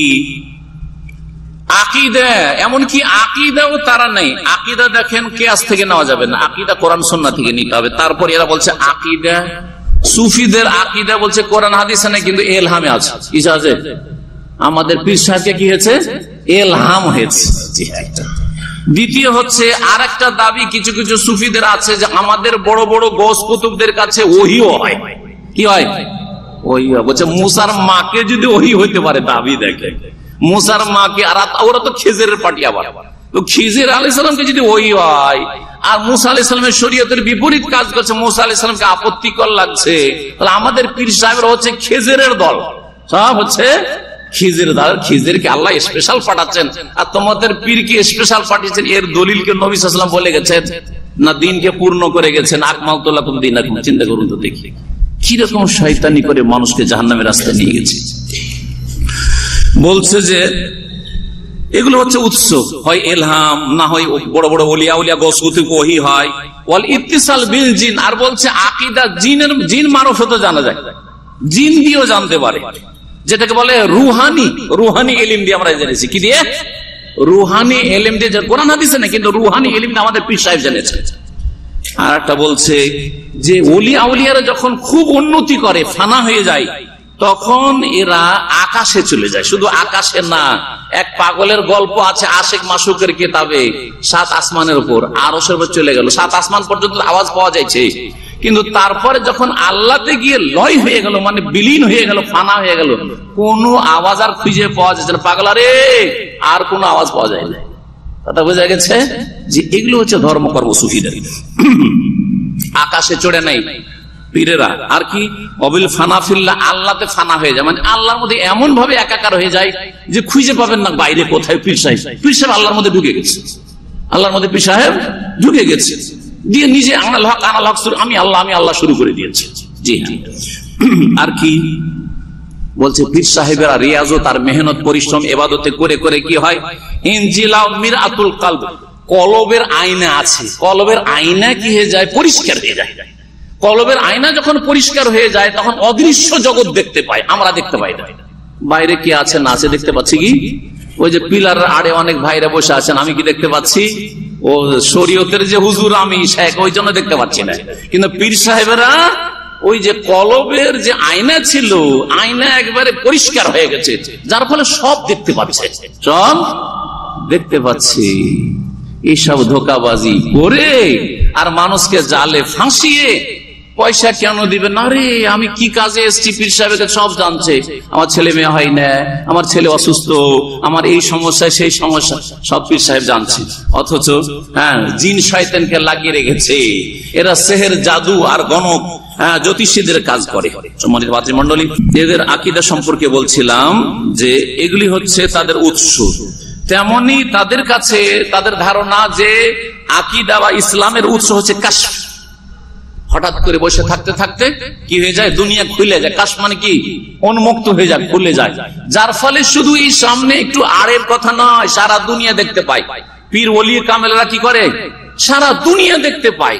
বাংলাদেশে বসে আছে, এই জন্য মেলা কিচ্ছা কাহিনী ওদের কিতাব আছে, ইন্ডিয়াতে বসে আছে, পাকিস্তানে বসে আছে, আর হঠাৎ করে পানি ছিটে দিয়ে শুরু করেছে একটা ঘটনা। আর এক ঘটনা আছে, হঠাৎ করে হই হই হই হই করছে, মুরিদেরা পেরেশান যে আরে বাবা পীর সাহেব হঠাৎ করে হই হই করে করতে লাগলো। বাবা হ্যাঁ হুজুরে কিবলা, আপনি হঠাৎ করে হই হই কেন করতে লাগলেন? বলছে আরে জানো না, কাবা শরীফে কুকুর ঢুকে গেছিল, আমার কাশফের মাধ্যমে মালুম হয়ে গেছে, আমি তাড়াইলাম, কুকুর তাড়াইলাম। মক্কার লোক তাড়াইতে পারলো না, ও ইন্ডিয়া বাংলাদেশ পাকিস্তান দিকে তাড়াইছে। বুঝতে পেরেছেন? জি, এইসব কিচ্ছা কাহিনী সুফিদের পীরদের। জি হ্যাঁ, তারপরে পানি ছিটাচ্ছে কেন? বলছে কাবা শরীফে আগুন লেগে গেছে, ইন্ডিয়া বাংলাদেশে পানি ছিটিয়ে নিবাচ্ছ।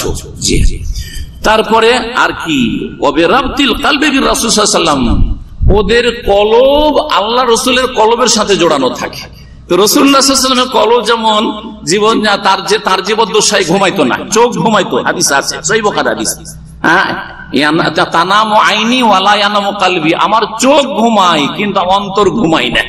যার ফলে রাসূলুল্লাহ সাল্লাল্লাহু আলাইহি ওয়াসাল্লাম উযু নষ্ট হইল কি না হইল, বা আশেপাশে কে কি বলছে না বলছে বা ওহী হচ্ছে, সব তিনি উপলব্ধি করছেন ঘুমের অবস্থা। আমরা কিন্তু উপলব্ধি করি না। ওরা বলছে যে নবী সাল্লাল্লাহু আলাইহি ওয়াসাল্লামের কলবের সাথে ওদের কলব জড়িয়ে থাকে। জি, আর নবী সাল্লাল্লাহু আলাইহি ওয়াসাল্লামের কলব থেকে তারা ইলম হাসিল করে। শুধু তাই নয়, ডাইরেক্ট আল্লাহর কাছ থেকে ইলম হাসিল করে, ডাইরেক্ট আল্লাহর কাছ থেকে ইলম হাসিল করে। জি, কোরআন সুন্নাহ, আমরা যে কোরআন সুন্নাহর দলিল আর শরীয়ত বলছি, এটা অমুক আয়াতের কথা, এটা হচ্ছে অমুক হাদিসের কথা, এগুলো। আর এই যে কোরআন সুন্নাতে যেসব ইবাদত বন্দেগীর কথা আছে, বলছে সুফিদের কাছে কোরআন এবং হাদিসের বাতেনি তাফসীর আছে। কি আছে? বাতেনি মানে বুঝেন, আভ্যন্তরীণ তাফসীর আছে। এই আমাদের এইগুলো তাফসীর না, সেগুলো হচ্ছে ইশারা ইঙ্গিতের তাফসীর, আর সেগুলি হচ্ছে বিভিন্ন সংকেত, হ্যাঁ, যেগুলো ওরা বুঝে আর কেউ বুঝে না। বলছেন তাদের ধারণা, ফায়াজুমুন আন্না লিকুল্লি হারফিন ফিল কোরআনে মানান, প্রত্যেকটা অক্ষরের একটা করে কি আছে, ওটা হচ্ছে শর্ট ফর্ম। শর্ট ফর্ম বুঝেন, যেমন এমবিবিএস মানে কি, হ্যাঁ, bachelor of medicine and surgery, ঠিক না? বিএ মানে ব্যাচেলর অফ আর্টস, তাই না? BSc bachelor of science. তো ওই রকম হচ্ছে কোরআনের এগুলো হচ্ছে শর্ট ফর্ম, ওগুলো ওই সুফিদের পীরদের জানা আছে। জি নাউযুবিল্লাহ। বলছে এগুলো লা ইয়াত্তালি আল ইল্লা সুফিল মুতাবাদ, যে গভীর পাণ্ডিত্য রাখে এই সুফিবাদে, এই তাসাউফের বিদ্যায়, তারাই এগুলো জানতে পারবে। যেটা কলব থেকে কলবে তারা জেনে নিতে পারে, সেটা কোরআন হাদিসে খুঁজে পাওয়া যায় না। আল্লাহ সম্পর্কে আকীদা, প্রথম আল্লাহ সম্পর্কে জানেন। আল্লাহ সম্পর্কে আপনাদের আকীদা কি, কোরআন সুন্নাহ কি বলে ওটা বলার সময় নাই, কারণ কোরআন সুন্নাহ কি বলে ওটা শিখছেন মাশাআল্লাহ শেখ রবির কাছে, শেখ শরীফের কাছে, আর তারপরে আলহামদুলিল্লাহ যারা সৌদি আরবে থাকছেন আল্লাহ সম্পর্কে, আল্লাহ কোথায়? হ্যাঁ, আসমানের উপরে, তার আরশে সমুন্নত, ঠিক না?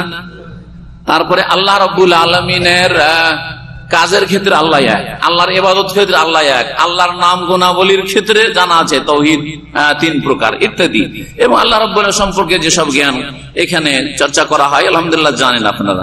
সুফিদের কাছে আল্লাহ সম্পর্কে সুফিদের আকীদা কি? একটি আকীদা হচ্ছে হুলুলের আকীদা। হুলুল, হুলুল মানে কি? হাল্লা ইয়াহুল্লু, হাল্লা ইয়াহুল্লু মানে একাকার হয়ে যায়। হাল্লা ইয়াহুল্লু মানে এমন ভাবে একাকার হয়ে যাওয়া যে পরে যদি বলা হয় যে পৃথক করো তো পৃথক করা সম্ভব না, আলাদা করো আলাদা করা সম্ভব না। যেমন এই পানি আছে না নেই, একটু চিনি নিয়ে আসলেন, ধরেন চিনি নিয়ে আসার পরে এই পানিতে যদি দিয়ে দেন তো 1-2 মিনিট পরে চিনি আর আলাদা থাকবে? গলে যাবে। চিনিটা যখন গলে যাবে তারপরে যদি বলা হয় আপনাকে যখন আপনি চিনিটাকে আলাদা করে দেন, আপনাকে এইখানে বসে করে দিতে হবে। হতে পারে সায়েন্সের যুগে আপনি কোন রকম বুদ্ধি করবেন, সেই জন্য কোন যন্ত্রপাতি দিয়ে না, এখানে বসে যদি আপনি চিনিকে আলাদা করে দেন, পানিকে আলাদা করে দেন, চিনিটা গলে যাওয়ার পরে নাম কি হয়েছে?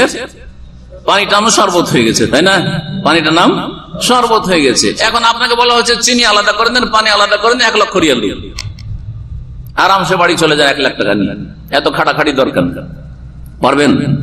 একাকার হয়ে গেছে, আর সম্ভব না, তাই না?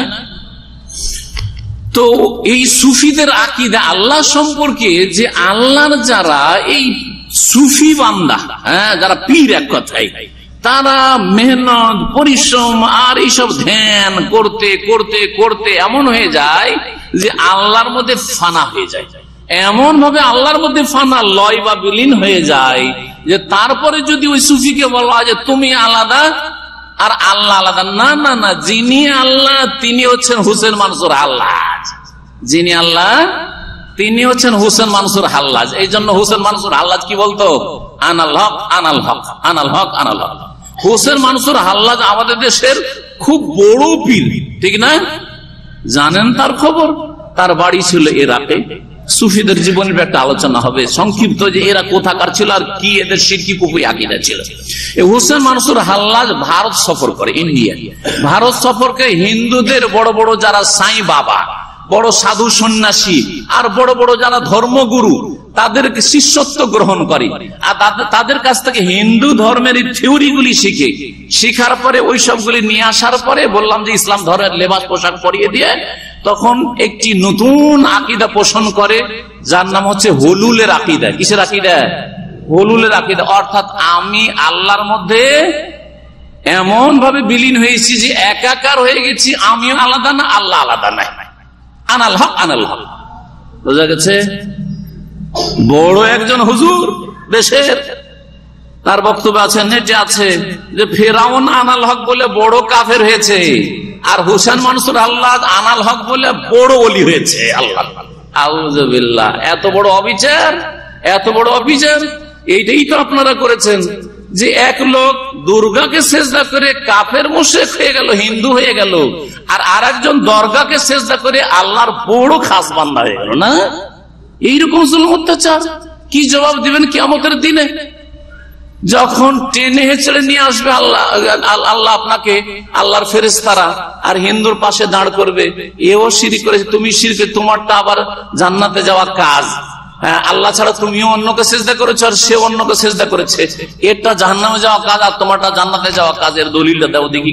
হুলুলের আকীদা, এই হুলুলের আকীদা যখন পোষণ করলো, তখন বড় বড় ওলামায়ে কেরামরা সমস্ত দেশের সেই যুগের ফতোয়া দিলেন যে এই হুসেন মানসুর হাল্লাজ কাফের মুরতাদ হয়ে গেছে, আর সে তওবা করলো না, তখন তাকে জবাই করা হয়েছিল, মৃত্যুদণ্ড দেওয়া হয়েছিল।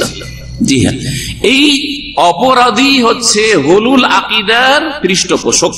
জি জি, এই হুলুল আকীদা শুধু তার ছিল না, আরো অনেকের ছিল।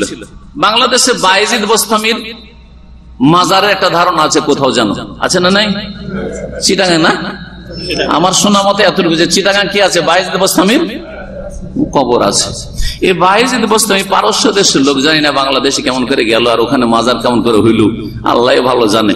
তো যাই হোক, আর যদি কবরই হয়তো কবর মাজার, আর ওটা সিজদা করার জায়গা না, আল্লাহকে সিজদা করবেন আপনি, এগুলি হচ্ছে প্রশ্ন, যে প্রশ্নের উত্তর আপনাকে খুঁজতে হবে। এই বায়েজিদ বোস্তামি কেমন ছিল তাই শুনেন। এই হুলুলি আকীদার লোক ছিল। বলছেন যে সুফিদের আকীদা হুলুল সম্পর্কে, ইয়ানি আইয়া কোনা সুফি ইলাহান ওয়া রাব্বান, সুফি নিজে আল্লাহতে একাকার হয়ে নিজে এলাহ হয়ে যায়, নিজে রব হয়ে যায়। আলামুল গায়বা কুল্লু, এই সুফি পীর সাহেব পীরে কামেল সমস্ত গায়বের খবর জানে, কামাই আলামুল্লাহ, যেমন আল্লাহ জানছে, কারণ তার মধ্যে আল্লাহবাদ, সে আল্লাহর মধ্যে ঢুকে পড়েছে। হাইসু আন্নাল হাদাফা সুফি ওয়াল ওসুল ইলা মাকামিন নবুয়া, প্রথম হচ্ছে ফানাফির রাসূল, তার আগে ফানাফির শাইখ, পীরের মধ্যে যেই পীরের মুরিদ ছিল, যার খলিফা পরে হবে সে, তার মধ্যে ফানা হলো, তারপরে রসুলে ফানা হলো, ফানাফির রসুল, আর তারপরে ফানাফিল্লাহ হয়ে গেল। যখন পৌঁছে গেল উন্নতি করতে করতে কোথায়, বলছে এলা মাকামিল উলুহিয়াত ওয়া রুবুবিয়্যাহ, যখন আল্লাহর মধ্যে ফানা হয়ে গেল। বায়েজিদ বোস্তামি তৃতীয় শতাব্দীর একজন সুফি পীর ভণ্ড, সে বলছে, তার কথা শোনেন। ইমাম ইবনে তাইমিয়া রাহিমাহুল্লাহ আর অনেক উলামায়ে কেরামরা এই উক্তিগুলো নকল করেছেন, কিতাবে মওজুদ আছে, আরবি কিতাবে। বলছে রাফানি মাররাতান ফাকামানি বাইনা ইয়াদাইহি, বলছে আল্লাহ আমাকে একবার উপরে উঠিয়ে নিলেন, আরো সে সামনে উঠিয়ে নিলেন। বুঝছেন না, বায়েজিদ বোস্তামিকে আল্লাহ কোথায় উঠালেন? আল্লাহর সামনে উঠালেন, উঠার পরে সামনে দাঁড় করে দিলেন। ওয়াকাল আলী, আর আল্লাহ আমাকে বললেন ইয়া আবা ইয়াজিদ, এই বায়েজিদ বোস্তামির নাম ছিল আবু ইয়াজিদ। বলছে হে আবু ইয়াজিদ, ইন্না খালকি ইউহিব্বুনা আন ইয়ারাউকা, আমার সৃষ্টি তোমাকে দেখতে চাইছে, মানে তুমি আমি হয়ে গেছো, হ্যাঁ, বা আমি তুমি হয়ে গেছি একাকার। এখন আল্লাহকে দেখতে চাই, তো আমি তো হ্যাঁ যাব না, তুমি, তোমাকে দেখলে আল্লাহকে দেখা হয়ে যাবে, কারণ তুমি তো আল্লাহ হয়ে গেছে। এখন কি হয়েছে, তুমি, তোমার মাঝে আমার মাঝে আর কোনো পার্থক্য নেই। ইন্না খালকি ইউহিব্বুনা আন ইয়ারাউকা ফাকুলতু, তোমাকে দেখতে চাই যখন বললো, তখন এই বায়েজিদ বোস্তামি বলল যাইয়িননি বিওয়াহদানিয়াতিকা, যখন আমাকে দেখতে চাই তাহলে আপনার ওয়াহদানিয়াত মানে একত্ব দিয়ে আমাকে সুসজ্জিত করে দেন, মানে আপনার একত্বটা আমাকে দিয়ে দেন, মানে আমাকে একাকার করে দেন আপনার ভিতরে। ওয়ালবিসনি আনানিয়াতাকা, আর আপনার যে আমিত্ব আছে, আপনি যে একক সেই পোশাক আমাকে পরিয়ে দেন। ওয়ারফানি ইলা আহাদিয়া থেকে, আহাদ মানে কি, কুল হু আল্লাহু, আল্লাহ একক, বলছে যে আপনার যে আহাদিয়াত আছে সেই মাকামে আমাকে উঠিয়ে দেন, সেই স্তরে আমাকে উঠিয়ে দেন, মানে আমি একক হয়ে গেলাম। যিনি আল্লাহ তিনি হচ্ছেন বায়েজিদ বোস্তামি। তাআলাল্লাহু আম্মা ইয়াকুলুনা উলুওয়ান কাবীরা। এ হচ্ছে সুফিদের একটি আকীদা। সুফিদের দ্বিতীয় আকীদা হচ্ছে আল্লাহ সম্পর্কে ওয়াহদাতুল ওজুদের। এই ওয়াহদাতুল ওজুদের আকীদার প্রতিষ্ঠাতা হচ্ছে আর প্রবর্তক হচ্ছে ইবনে আরাবী। সে মরক্কো থেকে বা স্পেন থেকে, তখন আন্দুলুস নাম ছিল, সেখান থেকে এসে এই ইরাকে বসবাস করে এই একটা নতুন কুফরি আকীদা পেশ করে, এর চাইতে উন্নত। সেটা হচ্ছে, পার্থক্যটা হুলুল হচ্ছে কি, যে রিয়াজত ইবাদত আর ধ্যান করতে করতে আল্লাহর মধ্যে লয় হয়ে যায়, তাহলে খাস লোকেরা, সবাই হইতে পারে না, খাস লোকেরা যারা অতদূর পারে মেহনত পরিশ্রম করতে। আর ওয়াহদাতুল ওজুদ হচ্ছে যে সমস্ত কিছুর অস্তিত্ব এক, স্রষ্টা আল্লাহ এবং সৃষ্টির অস্তিত্ব এক, অর্থাৎ আল্লাহ সবকিছুতেই বিরাজমান আর আল্লাহ সর্বত্র বিরাজমান। সুতরাং আল্লাহ রাব্বুল আলামিন আপনাদের প্রত্যেকের ভিতরে আছেন, আপনি আর আল্লাহতে কোনো পার্থক্য নেই। যিনি আল্লাহ উনি হচ্ছেন আপনি, সবকিছুতে আল্লাহ রাব্বুল আলামিন। শুধু মানুষ না, বরং সবকিছুতে, এই যে এসি আছে, পিলার আছে, এই যে বিল্ডিং আছে, এই যে টেবিল আছে, সবকিছুতে আল্লাহ আছে। এমনকি একটা মূর্তি হিন্দুদের দাঁড় করা আছে, তাতেও কি আছে, আল্লাহ আছে। একটা কুকুর আছে, তাতেও আল্লাহ আছে। শুকুর আছে, তাতেও আল্লাহ আছে। বকরি ছাগল আছে, তাতেও আল্লাহ আছে। অনেক উক্তি এরকম আছে। ওয়াহদাতুল ওজুদের আকীদা হচ্ছে এমন বড় কুফরি, যেই কুফরি হচ্ছে ফেরাউনের চাইতে বড় কুফরি। কারণ ফেরাউন নিজেকে আল্লাহ বললেও, মানে মিশরের মালিক আমি এই হিসেবে আল্লাহ বলেছে, কিন্তু সে যখন মুসা আলাইহিস সালাম সম্পর্কে বলল হামানকে, তার প্রধানমন্ত্রীকে, যে মুসার নাকি রব আকাশে আছে। তখন কি বলেছিল? ইয়া হামানু ইবনে লি সারহান, হে হামান, আমার জন্য একটা উচ্চ অট্টালিকা তৈরি করো, উঁচা একটা টাওয়ার তৈরি করো। সারহান আত্তালেও ইলা ইলাহে মুসা, আমি ওই টাওয়ারে চড়ে মুসার এলাকে দেখব কোথায় আছে। তাহলে ফেরাউনের কি বিশ্বাস ছিল যে আল্লাহ কোথায় আছে? হ্যাঁ, উঁচাতে আছে, আকাশে আছে, উঁচা টাওয়ারে চড়ে আল্লাহকে দেখবো, ঠিক কিনা? পক্ষান্তরে ইবনে আরবির বা সুফিদের পিরাতুলজিদের আকীদা হচ্ছে যে আল্লাহ সবকিছুতে আছে, সবকিছুতে। আল্লাহ সৃষ্টি থেকে ভিন্ন না, আল্লাহ সৃষ্টি থেকে ভিন্ন না, এ হচ্ছে কুফরি আকীদা তাদের। রাসূল সম্পর্কে তাদের আকীদা শুনেন সাল্লাল্লাহু আলাইহি ওয়াসাল্লাম। রাসূলুল্লাহ সাল্লাল্লাহু আলাইহি ওয়াসাল্লাম সম্পর্কে তাদের আকীদা ভিন্ন ভিন্ন আকীদা পাওয়া যায়।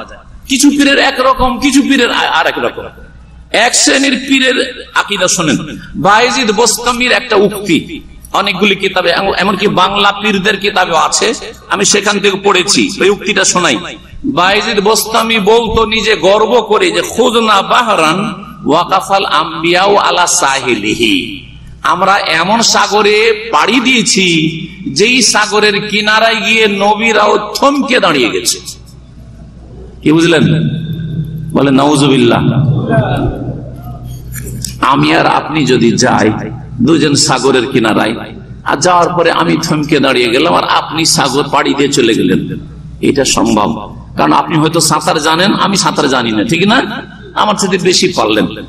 কিন্তু রাসূলুল্লাহ সাল্লাল্লাহু আলাইহি ওয়াসাল্লাম বা সমস্ত নবী রাসূল সম্পর্কে বলছে যে এমন একটা সাগর, এই সাগরটা মানে পানির সাগর না, মানে আল্লাহকে পাওয়ার ক্ষেত্রে, আল্লাহর মধ্যে বিলীন হওয়ার ক্ষেত্রে হচ্ছে এমন সাগরে, মানে আল্লাহর মধ্যে একাকার হয়, পাড়ি দিলাম যেখানে কিনারায় গিয়ে নবীরা থেমে গেল, আর যেতে পারলো না, আর আমরা কি করলাম? আল্লাহর মধ্যে একাকার হয়ে গেলাম। তার মানে এতে তারা দাবি করছে যে নবী রাসূল চাইতে শ্রেষ্ঠ কে? পীরেরা। নবী রাসূল চাইতে শ্রেষ্ঠ কারা? পীরেরা। এই জন্যই তারা মুসা আলাইহিস সালামের চাইতে খেজেরকে বেশি, দেখো খেজের এমন এমন কাজ করলো, মুসার ইলম নাই। মুসা আলাইহিস সালাম তাদের কাছে খেজের চাইতে ছোট, অথচ এটা কথা নাই। আপনাকে উদাহরণ দেব বলি তাহলে বুঝবেন।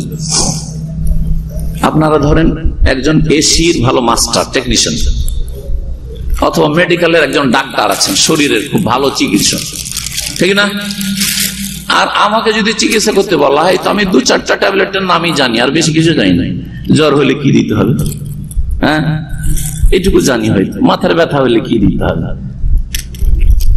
তাই বলে কি ওই ডাক্তারকে বলবেন যে আমার চাইতে সে সিনিয়র নাকি? না, এক সাবজেক্টে শুধু সিনিয়র, এক সাবজেক্টে শুধু সিনিয়র, ঠিক কিনা? আর বাকি সার্বিক দিক থেকে যদি দেখা হয়, সার্বিক দিক থেকে, হ্যাঁ, ওই ডাক্তারকে বা ওই এসি টেকনিশিয়ানকে যদি জিজ্ঞাসা করা হয় আল্লাহ সম্পর্কে, তৌহিদ কত প্রকার জানে না, দিনের 3টা মূলনীতি জানে না, দিনের 3টা স্তর জানে না, হ্যাঁ, ইমানের শাখা প্রশাখা কয়টা জানে না, ইমানের 6টি রুকুন তার খবর নাই, হ্যাঁ, ঠিক কিনা? তো মুসা আলাইহিস সালাম আর খেজেরের ঘটনা বর্ণনা, আর মনে রাখবেন যে খেজের আলাইহিস সালাম এদের মতো সুফি আর ওলি ছিলেন না, বরং সঠিক মতে মুসা আলাইহিস সালাম যেমন নবী ছিলেন, তেমনি খেজের আলাইহিস সালাম একজন নবী ছিলেন। এই জন্য আল্লাহর পক্ষ থেকে তার কাছে ওহী হয়েছে, এবং তিনি এমন কিছু জ্ঞান রাখতেন যেটা মুসা আলাইহিস সালামের কাছে ছিল না, আর মুসা আলাইহিস সালামের কাছে এমন জ্ঞান ছিল যেই জ্ঞানটা খেজের আলাইহিস সালামের কাছে ছিল না। এই কথাটি খুদ নিজেই খেজের আলাইহিস সালাম বলেছেন সহিহ বুখারীর হাদিসে। মুসলিমের যে খেজেরের ঘটনা আর মুসা আলাইহিস সালামের ঘটনা রয়েছে, তাতে ওই সূরা কাফের আয়াতগুলি তাফসিরে রয়েছে যে ইন্নী আলা ইলমিন আল্লামানিল্লাহ, আমি এমন ইলম জানি যেটা আমাকে আল্লাহ শিখিয়েছেন। হে মুসা আলাইহিস সালাম, আপনি জানেন না, ওয়া আনতা আলা ইলমিন, আপনার কাছে এমন ইলম আছে, আল্লামাকাল্লাহ, আল্লাহ আপনাকে সেই ইলম দান করেছেন, আমি জানি না, মা আলামু, আমি সেই ইলম জানি না। বুঝা গেছে? মুসা আলাইহিস সালাম আল্লাহ রাব্বুল আলামিনের কলিম। মুসা আলাইহিস সালাম উম্মতের সংখ্যা নবী সাল্লাল্লাহু আলাইহি ওয়াসাল্লাম উম্মতের পরে সবচেয়ে বড় সংখ্যা। মুসা আলাইহিস সালাম 5 জন সবচেয়ে শ্রেষ্ঠ রাসূল, তার একজন। আর সুফিরা তাদের স্বার্থ হাসিলের জন্য এই খেজেরের কথা বর্ণনা করে, বিস্তারিত খেজের সম্পর্কে আরো একটা আলোচনা করবো ইনশাআল্লাহ, তখন জানবেন। আজকে সময় যেহেতু লম্বা হয়ে যাচ্ছে আমি তাড়াতাড়ি শেষ করছি। তাহলে সুফিদের একটা দল নবীর চাইতে পীরদেরকে, সুফিদেরকে শ্রেষ্ঠ মনে করে, তার একটা উক্তি বাইরে মুসলিমের বললাম। আর একটা দল আবার রাসূলুল্লাহ সাল্লাল্লাহু আলাইহি ওয়াসাল্লাম সম্পর্কে এত অতিরঞ্জন করে, এত বাড়াবাড়ি করে রাসূলুল্লাহ সাল্লাল্লাহু আলাইহি ওয়াসাল্লাম সম্পর্কে, যে তারা বলে যে যিনি আল্লাহ তিনি রাসূল, যে আল্লাহ আরশে ছিলেন সে আল্লাহ মদিনায় নেমে এসেছেন। হ্যাঁ, যে আল্লাহ আরশে ছিলেন সে আল্লাহ কোথায় নেমে এসেছেন? মদিনায় নেমে এসেছেন। আরবি তো এইরকম কবিতা তাদের আছে, উর্দু কবিতা একটা মুখস্থ আছে, বাংলাগুলো জানি না, কবিতা থাকতে পারে। উর্দুর একটা দুটো লাইন মুখস্থ আছে, বলছি। আহমদ রেজা খানের কিতাবাদিতে, বেরেলভিদের কিতাবাদিতে আছে ভারতে, वही जो मुस्तवी अर्श थे खुदा बनकर उतर पड़ा मदीने में मुस्तफा बनकर। তিনি যে সমুন্নত ছিলেন, মুস্তবি আরশ থে, আরশে সমুন্নত ছিলেন কি হয়ে? খোদা বানকার মানে আল্লাহ হয়ে, উতার পড়া মানে নেমে পড়লেন মদিনা মে, মদিনায় কি হয়ে? মুস্তফা হয়ে। বুঝলেন না? তার মানে যিনি আল্লাহ তিনি হচ্ছেন হ্যাঁ রাসূল মুস্তাফা সাল্লাল্লাহু আলাইহি ওয়াসাল্লাম। নাউযুবিল্লাহ, কত বড় কুফরি, কত বড় কুফরি! এটা ইসলাম ধর্ম, এটা কোরআন শিখিয়েছে, হ্যাঁ এটা ইসলাম শিখিয়েছে, এটা রাসূলের হাদিস শিখিয়েছে। আউযুবিল্লাহ। আর একটা তাদের কবিতার একটা অংশ আছে, কবিতা মুখস্থ নেই, কিন্তু তাতে বলতে চেয়েছে যে আল্লাহ আর রাসূলের পার্থক্য শুধু মিমের। কিসের পার্থক্য? শুধু মিমের পার্থক্য। মিম লাগাইলে মোহাম্মদ হয়ে যায়, আর মিম সরাইলে আল্লাহ হয়ে যায়। শুধু এতটুকু, আহমদ আর আহাদ, আহমদ আর আহাদ। কুল হু আল্লাহু আহাদ যখন বললেন তখন আল্লাহ হইলেন, আর আহমদ যখন ওয়ামুবাশশিরাম বিরাসূলিন ইয়াতি মিন বাদি ইসমুহু আহমদ। শুধু মিমের পার্থক্য, মিমটা টেনে নেন, আহমদ কি হয়ে যাবে? আহাদ হয়ে যাবে। এত অতিরঞ্জন আরেক দল সুফিরা করেছে রাসূলুল্লাহ সাল্লাল্লাহু আলাইহি ওয়াসাল্লাম সম্পর্কে। আরো তারা বলেছে, আরো ওলামারা তাদের সম্পর্কে লিখেছেন সুফিদের সম্পর্কে, যে সুফিদের ধারণা ইয়াতাকিদুল বাদ মিনাস সুফি আন্না রাসূল হুয়া কুব্বাতুল কওন। রাসূল সাল্লাল্লাহু আলাইহি ওয়াসাল্লাম হচ্ছেন সারা বিশ্বের কি গম্বুজ। সারা বিশ্বের কি গম্বুজ? কুব্বা মানে গম্বুজ, সারা দুনিয়ার গম্বুজকে রাসূল সাল্লাল্লাহু আলাইহি ওয়াসাল্লাম। ওয়া হুয়া আল্লাহু আল মুস্তাওয়ি আলাল আরশ, আর তিনি রাসূল আরশে, যিনি রাসূল তিনি আরশে আছেন। ওয়া আন্না সামাওয়াতি ওয়াল আরদ ওয়াল আরশ ওয়াল কুরসি কুল্লুল কায়নাত খুলিকাত মিন নূরিহি, আর আসমান, জমিন, আরশ, কুরসি, সমস্ত সৃষ্টি, মানুষ, জিন, গরু, ছাগল, পাহাড়, পর্বত, গাছপালা, নদ নদী, সবকিছু কুল্লুল কায়নাত খুলিকাত সৃষ্টি হয়েছে নবীর নূরে। এটা শোনেন না আমাদের দেশে? শোনেন না? সবকিছু নবীর নূরের পয়দা। আর এই মর্মে একটা জাল কথা বয়ান করে বলে হাদিস শরীফে আছে। কোন হাদিসের কিতাবে খুঁজে পাবেন না। এই মিলাদি বেদাতীদের কিতাবে আর মাজারপন্থীদের কিতাব ছাড়া কোন হাদিসে, না কুতুব সিত্তা 6টি হাদিসের কিতাবে পাবেন, না মুসনাদ আহমদে পাবেন, না দারকুতনিতে পাবেন, না বাইহাকিতে পাবেন, কোন কিতাবে পাবেন না। আউয়ালা মা খালাকাল্লাহু নূরি, কি সর্বপ্রথম আল্লাহ কি সৃষ্টি করলেন? আমার নূর সৃষ্টি করলেন। কুল্লুল খালায়েক মিন নূরি, আর সমস্ত সৃষ্টি কিসে? বলছে আমার নূরে। তো আমরা সৃষ্টি কিনা? আমরা কার নূরে? নবীর নূরে। হ্যাঁ, কি কার নূরে? নবী হলেন আল্লাহর নূরে, আর আমরা হইলাম নবীর নূরে। তো আমরা কি নূর হইতে বাকি থাকলাম নাকি? ভালো করে বুঝছেন না? বুঝছেন না? আবার হাদিসটা পুরোটা বলি। আউয়ালা মা খালাকাল্লাহু নূরি, সর্বপ্রথম আমার নূর আল্লাহ পয়দা করলেন। ওয়াকুল্লুল খালায়েকে মুনি, সমস্ত সৃষ্টি, শুধু মানুষ না, গাছ পালা, পাহাড়, পর্বত, নদী, নালা, সবকিছু কি দিয়ে তৈরি করলেন? এমনকি কুকুর, শৃগাল, শুকুর, শুকুর এত বড় হারাম পশু, এটাও তো মাখলুক। ওয়াকুল্লুল খালায়েক, সমস্ত সৃষ্টি কি দিয়ে তৈরি? নূর মিন নূরি, নবীর নূর দিয়ে পয়দা। সৌর নবীর নূর দিয়ে পয়দা, কুকুর নবীর নূর দিয়ে পয়দা। বুঝা গেছে? হ্যাঁ, মানুষ তো আছেই। ও আনামিন নূরিল্লাহ, আমি কি আল্লাহর নূরে পয়দা। তো আল্লাহর নূরে নবী হইলেন। এখন খোলাসা শুনে, আল্লাহর নূরে নবী, আর নবীর নূরে আমরা সবাই। তাহলে আমরা কি নূর হইতে বাকি থাকলাম? আমরাও তো সবাই নূর, আমরাও তো সবাই তো আমাদেরকে মাটির মানুষ কেন বলছেন? আর আমাদের দেশের বিদাতিরা যেমন বলছেন নবীর নূরের পয়দা, মাটির পয়দা না, তো আমরাও তো নবীর নূরে, তো আমরাও তো ভাগ পেয়েছি, আমরাও নূরের পয়দা। কালকে থেকে যারা নূরে বিশ্বাসী, যে নবীর নূরে পয়দায় বিশ্বাসী, ভ্রান্ত বিশ্বাস রাখেন, তারা বলবেন আমরাও নূরের পয়দা, আমরা মাটির না। কিসের? আমরাও নূরের পয়দা। কারণ ওই হাদিসে আছে, যে হাদিস এই বিদাতিরা পেশ করে থাকে, জাল কথা, মিথ্যা কথা। আল্লাহ কোরআনে কারীমে শুধু আমাদের সম্পর্কে না, সমস্ত মানব জাতি সম্পর্কে বলছে, ইন্নী খালিকুন বাশারাম মিন তিন। এই আয়াতটি কোরআনের দুই জায়গায় আছে। একটি জায়গায় সূরা সদে পাবেন আপনি, ইন্নী খালিকুন, আমি সৃষ্টি করব, আল্লাহ বলছেন, বাশারান, মানুষকে, মিন তিনিন, কাদামাটি দিয়ে। কি দিয়ে? কাদামাটি দিয়ে আল্লাহ বলছেন তৈরি করব। একটা আয়াত রাখেন, মনে রাখেন, বলবেন না। আর এক আয়াতে আল্লাহ বলছেন, কয়েক জায়গায় আয়াত রয়েছে, তার মধ্যে একটি আয়াত সূরা কাহফের শেষ দিকে, কুল, হে নবী বলে দাও, ইন্নামা আনা বাশারুম মিসলুকুম, নিশ্চয়ই আমি তোমাদের মতো একজন বাশার। বাশার মানে তোমাদের মতো একজন, আমি কি? মানুষ। তো নবী হলেন কি? আমাদের মতোই, মর্যাদার ক্ষেত্রে নয়, ইমানের ক্ষেত্রে নয়, এলেমের ক্ষেত্রে নয়, কিসের ক্ষেত্রে? সৃষ্টির ক্ষেত্রে আমাদের মতোই তিনি মানুষ। আমরা যেমন মানুষ হয়ে সৃষ্টি হয়েছি, নবী সাল্লাল্লাহু আলাইহি ওয়াসাল্লাম মানুষ হয়ে সৃষ্টি হয়েছেন, বাশার, তাই না? এই আয়াতটা মনে রাখেন। আর আগের আয়াতটা কি বললাম? আল্লাহ বলছেন বাশারকে তৈরি করব কি দিয়ে? মাটি দিয়ে, কিন্তু নবীকে নূর দিয়ে, নাকি আছে? দুই আয়াতের সমষ্টি কি প্রমাণ করলে যে নবী কিসের পয়দা? নবী হচ্ছেন বাশার। সুতরাং নবী কিসের পয়দা? মিন তিনিন, মাটি দিয়ে। যেমন আদম মাটি দিয়ে তৈরি, নূহ আলাইহিস সালাম মাটি দিয়ে তৈরি, মূসা আলাইহিস সালাম মাটি দিয়ে তৈরি, ইব্রাহিম আলাইহিস সালাম মাটি দিয়ে তৈরি, আপনি আমি মাটি দিয়ে তৈরি, তেমন মুহাম্মদুর রাসূলুল্লাহ সাল্লাল্লাহু আলাইহি ওয়াসাল্লাম সেই মাটির মানুষ। অবশ্যই এতে কোনো সন্দেহ নেই, এটা হচ্ছে কোরআনী আকীদা। আর যেই ব্যক্তি বলবে আল্লাহর নূরে পয়দা, কারণ বিদাতীদের, সুফিদের একটা আকীদা যে নবীকে আর পয়দা, আল্লাহর নূরে পয়দা, তো নূরটা অংশ হইল কিনা? কার অংশ হইল? আল্লাহর অংশ। এটা ওই রকমই শিরকি কুফরি আকীদা, যেমন খ্রিস্টানদের আকীদা যে ঈসা হচ্ছে ইবনুল্লাহ। ঈসা কি? আল্লাহর পুত্র। ঈসা আলাইহিস সালাম হচ্ছে আল্লাহর পুত্র। পুত্র বাপের অংশ হয় কি হয় না? বাপের অংশ হয় কি হয় না? অবশ্যই অংশ আছে। বাপের রক্ত মাংস দিয়ে তৈরি হয়েছে। হ্যাঁ, তো পুত্র যেমন আল্লাহর অংশ, যখন আল্লাহর পুত্র হয়ে গেল, সেই জন্য খ্রিস্টানরা কাফের, আল্লাহ তাদেরকে কাফের বলে ঘোষণা করেছেন, মুশরিক বলে ঘোষণা করেছেন। ঠিক তেমনি যারা বলবে যে নবী নূরুল্লাহ, আল্লাহর নূরে পয়দা, আল্লাহর অংশ সাব্যস্ত করলো, সুতরাং তারাও বড় শিরক করলো, বড় শিরক করলো, বড় শিরকি আকীদা রাখলো।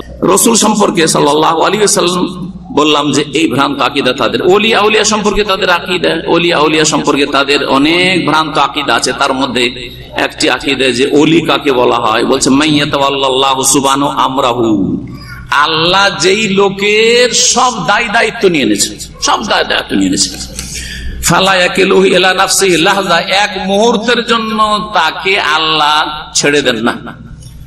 ও হাকিকাতুল ওলি ইনদা সুফিয়া, সুফিদের কাছে ওলির মর্ম কথা হচ্ছে যে আন্নাহু ইউসলাবু মিন জামিই সিফাতিল বাশারিয়াতে, যেই ব্যক্তি ওলি হবে সে মানুষের যতগুলি বৈশিষ্ট্য আছে সবগুলি তার কাছ থেকে নিয়ে নেওয়া হয়েছে। মানুষ আর অন্য, সে মানুষ না, মানুষের যে গুণগুলি ছিল, মানুষের যে স্বভাবগুলি ছিল, সবগুলি আল্লাহ তার কাছ থেকে বের করে নিয়েছেন। ওয়া তাহাল্লা বিল আখলাকিল ইলাহিয়াতি যাহিরান ওয়া বাতিনান, আর তারপরে সে খোদাই বৈশিষ্ট্য গ্রহণ করেছে। মানুষের বৈশিষ্ট্য শেষ, আর আল্লাহর উলুহিয়াতের বৈশিষ্ট্য, আল্লাহর গুণগুলি তার মধ্যে চলে এসেছে, জাহিরি বাতিনি। সুতরাং কি হয়ে যায়? ওয়ায়াসালু ইলাল মুসাওয়াতি মা আল্লাহ সুবহানাহু ওয়া তাআলা, তারপর আল্লাহর বরাবর হয়ে গেছে, আল্লাহর সমকক্ষ, সমতুল্য হয়ে গেছে ওলিরা, পীরেরা। হাইসু ইয়াতাকিদু সুফিয়াতু ফিল আউলিয়া, তাদের আকীদা, সুফিদের আকীদা ওলি আউলিয়া সম্পর্কে, বিআন্না লাহুমুল কুদরা, এই ওলি আউলিয়া যারা গৌস, কুতুব, আবদাল, ওদের বিভিন্ন স্তর আছে তাদের কাছে। এইসব স্তর কোরআন হাদিসের এর হদিস কোথাও পাবেন না, কিন্তু তাদের ধর্মে কর্মে আছে। বলছে যে ওদের ক্ষমতা আছে। কি ক্ষমতা? বলছে আলা এনজালিল মাতার, ইচ্ছা করলে পীর সাহেব ইশারা করে মেঘ থেকে বৃষ্টি নামাইতে পারে। ও শেফাইল আমরাদ, ইশারা করে, শুধু ইশারা করে রোগ ভালো করতে পারে। ও ইহাইল মওতা, মৃতকে জীবিত করতে পারে। ও হিফজুল আলাম মিনাদ দামার, আর আল্লাহ কোথাও ধ্বংস করতে চাইছেন থামিয়ে দিতে পারে। আল্লাহ কোন দেশকে ধ্বংস করতে চাইছেন, ভূমিকম্প দিতে চাইছেন, তারা কি করতে পারে? জমিনকে ধরে রেখে দিতে পারে। এই কথাগুলি যদি জানতে হয় বাংলা কিতাব পাবে, এই যে 3টি কিতাব, কথিত হাক্কানীদের 3টি কিতাব, অনেকগুলি কিতাবের মধ্যে 3টি কিতাবের কথা জানছি না। 3টার একটাতে আছে আশেক মাসুক, তারপরে ভেদে মারিফাত ইয়াদে খোদা, আর আরেকটা হচ্ছে মাওয়াইজে কারিমা। এই 3 কিতাবের এক কিতাব আছে যে এখন আল্লাহর ওলি, ভারত বাংলাদেশ পাকিস্তানের সে ওলি, কারণ এরা সবচেয়ে বড় ওলি। কারণ যত কীর্তনতন্ত্র ওখানে গিয়ে উন্নতি করেছে, তত উন্নতি আর কোথাও করেছে কিনা। ও হঠাৎ করে ছুটে যাচ্ছে মুরিদানের সামনে থেকে, হঠাৎ করে ছুটে যাচ্ছে। সব মুরিদরা জিজ্ঞেস করছে তাকে, যে আপনি কোথায় যাচ্ছেন, এত তাড়াহুড়া কেন, তাড়াহুড়া কেন? বলছে আরে আরে আরে ছাড়ো ছাড়ো ছাড়ো, তাড়াতাড়ি আমাকে যেতে দাও, কারণ সামদেশে গান বাজনা হচ্ছে। কি হচ্ছে সামদেশে? গান বাজনা হচ্ছে। গান বাজনা বড় পাপ না শিরক কুফরি বড় পাপ? ঠিক না? গান বাজনা বড় পাপ না খুন করা বড় পাপ? গান বাজনা বড় পাপ না জেনা বড় পাপ? ঠিক না? জেনা বড় পাপ কিনা? গান বাজনার জন্য আল্লাহ সামদেশকে ধ্বংস করতে যাচ্ছে ও কাশফের মাধ্যমে জেনে গেছে। বা যেসব এলেম বললাম না যে ওদের এলেম জানার মেলা তরিকা আছে, ওতে জেনে গেছে মোট কথা যে আল্লাহ সামদেশকে কি করছে? ধ্বংস করতে যাচ্ছে। তীর ছুটে যাচ্ছে কিসের জন্য? বলছে আমাকে তাড়াতাড়ি গিয়ে সেই জমিনকে ধরে রাখতে হবে, না হলে আল্লাহ একবারে ধ্বংস করে নিশ্চিহ্ন করে দেবে। আর ঠিকই পীর এমন মুহূর্তের মধ্যে ছুটে আসলো ভারত বাংলাদেশ পাকিস্তান থেকে, এসে সামদেশকে আল্লাহ ধ্বংস করতে যাচ্ছে, এইভাবে ধরে ফেললো। আর আল্লাহ আর ধ্বংস করতে পারলো না। নাউযুবিল্লাহ। এদের কাছে আল্লাহ হার মেনে নেয়। নাউযুবিল্লাহ। এদের কাছে আল্লাহ অক্ষম হয়ে যায়। কোরআন পড়েন একটু, কোরআনে এই মর্মে কত যে আয়াত আছে। আল্লাহকে কেউ হারাতে পারে না, আল্লাহকে কেউ পরাস্ত করতে পারে না। সূরা জিন পড়লে ওতেও পাবেন, সূরা জিন রয়েছে। জি হ্যাঁ, ওয়ান্না জানান্না আল্লাহ নজিজাল্লাহ ফিল আরদে, ভালো করে শুনে রাখেন। আর আমাদের বিশ্বাস, জিনদেরও বিশ্বাস, এই জিনেরাও যারা মুসলিম জিন, তারাও এই সুফিদের চাইতে ভালো আকীদার মুসলিম, এই পীরদের চাইতে ভালো আকীদার মুসলিম। এই জিনেরা ইসলাম কবুল করার পরে বলেছিল ওয়ান্না জানান্না, মানে তায়াক্কান্না, আমাদের দৃঢ় বিশ্বাস আল্লাহ নজিজাল্লাহ ফিল আরদে, আল্লাহর জমিনে পৃথিবীতে আমরা আল্লাহকে হারাতে পারবো না, অপারগ করতে পারবো না। আর এই পীরে গিয়ে কি করলো? আল্লাহ জমিন ধ্বংস করছে সামদেশ, আর এই ধরে রেখে দিল, আল্লাহকে অপারগ করে দিল। বুঝতে পারছেন না? পারছেন না? ইসলাম কোন দিকে যাচ্ছে, আর এই সুফিবাদ পীর মুরিদের ব্যবসা কোন দিকে যাচ্ছে, ধর্মকর্ম কোন দিকে যাচ্ছে। সম্মানিত ভাতৃমণ্ডলী, ওলিয়া আউলিয়া সম্পর্কে বলছিলাম যে তাদের আকীদা যে ওলিয়া আউলিয়া এই সমস্ত কাজ করতে পারে। সারা পৃথিবীর নিয়ন্ত্রণ কার হাতে? যদি আপনারা জিজ্ঞেস করি, একটা সাধারণ মুসলিমও বলবে যে আল্লাহ আসমান জমিনকে ধরে আছে, ঠিক কিনা? হ্যাঁ, নিয়ন্ত্রণ কার হাতে? আসমান জমিন নিয়ন্ত্রণ আল্লাহর হাতে। ইন্নাল্লাহা ইউমসিকুস সামাওয়াতি ওয়াল আরদা আন তাজুলা। কোরআনে কত আয়াত নেবেন আপনি? হ্যাঁ, পৃথিবীর নিয়ন্ত্রণকারী একমাত্র মুতাসাররিফ ফিল কাউন আল্লাহ রাব্বুল আলামিন একমাত্র। কিন্তু এই সুফিদের কাছে ওলি আউলিয়া আসমান জমিনের নিয়ন্ত্রণ করে। আর একটা কিস্সা আছে, বাংলা কিতাবও পাবেন আর উর্দুতে পাবেন, সুফি পীরদের কিতাবে। কি? প্রত্যেক গ্রামে গ্রামে, আর এই ওয়াজে তো মেলা আছে, বিদাতীদের বেদাতী বক্তাদের ওয়াজে আছে। প্রত্যেক গ্রামের কোনায়, এক এক গ্রামের কোনায় কোনায় এক কিনারায় একটা করে আল্লাহর কুতুব আছে, রেডি আছে। কিসের জন্য? ওই গ্রামটাকে ধরে আছে যাতে আল্লাহ ধ্বংস না করে দেয়। আপনাদের গ্রামগুলির কি হেফাজত করছে? এই কুতুবেরা হেফাজত করছে, আল্লাহর কুতুব। নাউযুবিল্লাহ। জান্নাত জাহান্নাম সম্পর্কে আকীদা, জান্নাত জাহান্নাম। আপনারা মুসলিম হয়েছেন, ঈমান নিয়ে এসেছেন, জান্নাতের আশা রাখেন না রাখেন না? নামাজ পড়ছেন, জান্নাতের আশায় কিনা? জাহান্নামের ভয়ে কিনা? কোরআনে কারীমে এই দুটি কথা বলা হয়েছে, ওয়ায়াদউনানা রাগাবান ওয়া রাহাবা ওয়া কানু লানা খাশিন। নবী রাসূলগণের দিন হচ্ছে যে তারা আমাকে ডাকতো রাগাবান ফিল জান্নাহ, আমার নিয়ামতে জান্নাতে আগ্রহী হয়ে, প্রতিদানে আগ্রহী হয়ে, ওয়া রাহাবান, এবং আমার আযাব শাস্তির ভয়ে, আমার আযাব শাস্তির ভয়ে। এটা হচ্ছে নবী রাসূলদের দিন, যেই দিনের উপর আল্লাহ আমাদেরকে রেখেছে। বলো আলহামদুলিল্লাহ। কিন্তু সুফিদের পীরদের ধর্ম, মুরিদানদের ধর্ম শোনেন জান্নাত জাহান্নাম সম্পর্কে। তাদের ধর্ম হচ্ছে যে জান্নাতের আশায় ইবাদত করা হচ্ছে শিরক, জাহান্নামের ভয়ে ইবাদত করা, নামাজ রোজা করা হচ্ছে শিরক। কেন? জাহান্নামকে কেন ভয় করলেন? জান্নাতের কেন আশা রাখলেন? এই গরজ কেন করেন? এই গরজ করতে হবে না।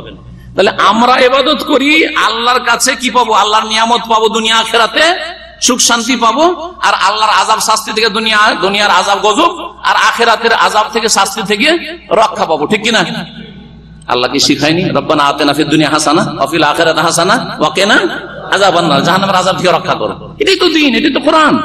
কিন্তু ওরা বলছেন না না, এটা আপনার অপরাধ। বলছে এটা হচ্ছে বড় ত্রুটি, এটা হচ্ছে বড় অন্যায়। কোন জায়গায় তারা শিরক বলেছে কেউ, আর কমপক্ষে এটা বড় ত্রুটি আপনার ধর্মকর্মতে। তাহলে কি করতে হবে? বলছে জান্নাতের লোভ করা যাবে না, আর জাহান্নামকে ভয় করা যাবে না। জান্নাতের লোভ করা যাবে না, আর জাহান্নামের কি করা যাবে না? ভয় করা যাবে না। জাহান্নাম বলে কোনো ভয় নয়, আর জান্নাত বলে কোনো লোভ লালসা নেই। তো কি জন্য আল্লাহর ইবাদত করবেন? বলছে আমরা যারা পীরতন্ত্রে বিশ্বাসী সুফি পীর আর মুরিদ, তারা আল্লাহর প্রেমে ইবাদতবন্দি করি। কিসে? আল্লাহর ইশকে। ওদের কাছে একটা ইশক কথা আছে না? নেই? আল্লাহর ইশকে আমরা ইবাদত করি, আল্লাহর প্রেমে ইবাদত করি, জান্নাতের লোভে না, আর জাহান্নামের ভয়ে না। এই আকীদার কারণে রাবেয়া বাসরীর ঘটনা জানেন? রাবেয়া বাসরী বাসরার এক মহিলা ছিল, এক সুফিয়া মহিলা ছিল। একদিন এক হাতে আগুন নিয়েছে একটু সামান্য, আর এক হাতে এক লোটা পানি নিয়েছে, আর তারপরে ওই মহিলা রাস্তা দিয়ে চলে যাচ্ছে ছুটে। লোকেরা জিজ্ঞেস করছে যে কি ব্যাপারে, এই হাতে আগুন এই হাতে পানি কেন? বলছে আজকে যারা জান্নাতের লোভে ইবাদত বন্দেগী করে তাদেরকে নিরাশ করে দেবো। তাদেরকে কি করে দেবো? জান্নাত থেকে নিরাশ করে দেবো। আর যারা জাহান্নামের ভয়ে ইবাদতবন্দি করে তাদেরকেও একবারে ভয়মুক্ত করে দেবে, ভয়মুক্ত করে দেবে। কি জন্য? কিভাবে করবে? হ্যাঁ, এই এক লোটা পানি দিয়ে জাহান্নামকে নিভিয়ে দেব। কারণ পীর মহিলা, পীরনি, বুঝছেন না? পীরনি বুঝেন না? বুঝেন না? পীর মহিলা এই এক লোটা পানি দিয়ে বিশাল জাহান্নামকে নিভিয়ে দেওয়ার জন্য ছুটেছে। আর এই একটুকু সামান্য একটু আগুন দিয়ে কি করবে? জান্নাতকে জ্বালিয়ে পুড়িয়ে ছারখার করে দেব। জান্নাতের লোভী যারা, জান্নাতের লোভে যারা নামাজ রোজা হজ যাকাত করছে, তারা যেন নিরাশ হয়ে যায়, কিচ্ছু থাকবে না। কথা বোঝা গেছে? এই হলো ভ্রান্ত আকীদা সুফিদের। তাই বলছেন উলামায়ে কেরামরা যে সুফিয়াদের ধারণা ইয়াতাকিদু আন্না তালাবাল জান্নাতি ওয়াল ফিরারু মিনান নার, জান্নাতের তলব করা আর জাহান্নাম থেকে পালানো, লাইসা হাদাফান, এটা আসল টার্গেট না, ইসলামের টার্গেট। আল্লাহ ইউবাদু লিজাতি, আল্লাহর ইবাদত করবেন এমনি। কিসের জন্য? সুফিদের কথা হচ্ছে আন্নাল ইবাদাত আল হক, সত্যিকার ইবাদত হচ্ছে বিনা প্রতিদানে, বিনিময় নেব না। আল্লাহ তোমার যে ইবাদত করছি কিচ্ছু চাই না, জান্নাতও চাই না, জাহান্নাম থেকে বাঁচতে চাই না, এসব চাই না, কিচ্ছু চাই না। প্রেমে, অন্য জায়গায় বলেছে ইশকে আর প্রেমে, তোমার প্রেমে আমরা ইবাদত বন্দী করছি। ইবাদত বন্দী তাও তাদের কাছে জরুরি নয় যে নামাজ টামাজ পড়তে হবে, আর এই ফরজ হজ আদি করতে হবে। এগুলো হচ্ছে আম লোকের, সাধারণ লোকের ইবাদত। খাস লোকের ইবাদত আবার আলাদা আছে তাদের কাছে। সুফিদের আকীদা বলছে আন্না তালাবাল জান্নাতে মানকাসাতুন আজিমাতুন, কেউ যদি জান্নাত চায় আল্লাহর কাছে, আল্লাহুম্মা ইন্নী আসআলুকাল জান্নাহ, বলছে এটা আপনার ধর্মে বড় ত্রুটি হয়ে গেল। আর কেউ যদি ওয়ান্নাল ফিরারা মিনহা, জাহান্নাম থেকে কেউ যদি পলায়ন করে, আল্লাহ জাহান্নাম থেকে রক্ষা করো, তাহলে এটা বলছে উচিত নয়, এটাও বড় ত্রুটি হয়ে গেল। বলছে যে কে ভয় করে? হ্যাঁ, কে ভয় করে? বলছে কাপুরুষ ভয় করে। আমরা কি কাপুরুষ? পীর আর মুরিদ হয়, পীর নাহে মুরিদ, আমরা কি কাপুরুষ? আমরা কি গোলাম? বলছে যে লিয়ানাল খাউফা মিনহা তাবুল আবিদ ওয়া লাইসাল আহরা, আমরা স্বাধীন, সুতরাং জাহান্নামকে ভয় করি না, জান্নাতের লোভ করি না। একটি বিষয় দিয়ে শেষ করে দেবো, সেটা হচ্ছে ইবাদত বন্দেগী সম্পর্কে সুফিদের ধারণা। বলছে ইয়াতাকিদু সুফিয়া, সুফিদের আকীদা হচ্ছে আন্না সালাতা ওয়া সাওমা ওয়াল হাজ্জা ওয়া যাকাতা ইবাদাতুল আওয়াম। একটু আগে বলছিলাম ইশারা করে, নামাজ পড়া, যাকাত দেওয়া, রোজা রাখা, এবার হজ করা, উমরা করা, জিকির আজকার করা, তাসবিহ তাহলিল করা, এই যে সুন্নতি জিকির আজকার সকাল সন্ধ্যা করছেন, এগুলো বলছে আম পাবলিকের ইবাদত। এগুলো কার?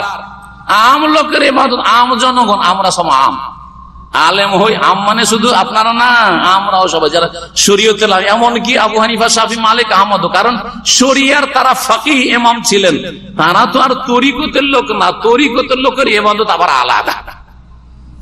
বলছে এগুলো হচ্ছে আওয়াম লোকের ইবাদত। ওয়া আম্মা হুম সুফিরা ফায়ুসাম্মুনা আনফুসাহুম খাসসা, বলছে আমরা খাস লোক, আল্লাহর কি খাস বিশিষ্ট লোক, বিশিষ্ট ব্যক্তি। এই জন্য ওয়ালিযালিকা ফাইবাদাতু মাখসুস, তাদের খাস খাস ইবাদত রয়েছে, যদিও বাহ্যিক দেখতে একরকম, হয়তো তারা যদি নামাজও পড়ে বলছেন নামাজ তাদের ভিন্ন। আপনার নামাজ আর পীরের নামাজ একরকম না, আপনার নামাজ আর যে মুরিদ হয়েছে কোন পীরের তরিকার তার নামাজ একরকম না। কেন? ইসলামের ইবাদতগুলো কি উদ্দেশ্যে? আমাদের যে নামাজ পড়ছি বা যাকাত দিচ্ছি বা রোজা রাখছি বা হজ করছি, উমরা করে আসলাম, সুবহানাল্লাহ সুবহানাল্লাহ পড়লাম, আলহামদুলিল্লাহ পড়লাম, এটার উদ্দেশ্য হচ্ছে তাজকিয়া নফস, আত্মার পরিশুদ্ধি করা। আত্মা পাপের দিকে চলে যাচ্ছে যাতে পাপ কমে আসে, ঠিক না? নামাজ ভালো করে পড়লে পাপ কমে আসবে, ঠিক না? রোজা রাখলে গুনাহ কমে আসবে, দান খায়রাত করলে, যাকাত দিলে, দান খায়রাত করলে কৃপণতা দূর হবে আর লোভ দূর হবে। বরং আপনি পয়সার গুরুত্ব দিচ্ছেন না, পয়সার চাইতে গুরুত্বপূর্ণ হচ্ছে আল্লাহকে রাজি করা আর জান্নাত হাসিল করা, ঠিক না? আত্মার পরিশুদ্ধি এবং সমাজকে পাপ মুক্ত করা ইসলামের উদ্দেশ্য হচ্ছে, বা ইসলামী ইবাদতের উদ্দেশ্য হচ্ছে আত্মার পরিশুদ্ধি করা আর সমাজকে পাক পবিত্র করা। পক্ষান্তরে সুফিদের কাছে ইবাদত হচ্ছে কি? বলছে হাদাফুহা রাবতুল কলবি বিল্লাহ, আল্লাহর সাথে কলবকে মিলিয়ে দেওয়া। ইবাদত মানে আত্মার পরিশুদ্ধি নয়, পাপ মুক্ত হওয়া নয়। ইবাদত মানে হচ্ছে আল্লাহর সাথে কলবকে জুড়ে দেওয়া। যেই কলবকে জুড়ে দেওয়ার অর্থ তাদের কাছে আবার আলাদা। কলব জুড়ে দেওয়া মানে এই না যে আল্লাহর কাছে সব আশা রাখছেন, ওটা তো ইসলাম, কিন্তু তার মানে এমন ভাবে কলব আল্লাহর সাথে জুড়বেন যে কলব ডাইরেক্ট ওই আরশে আজিম থেকে এলেম হাসিল করবে। বোঝা গেছে?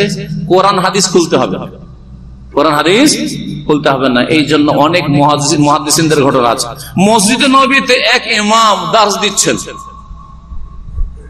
বিভিন্ন ঘটনাগুলি রয়েছে।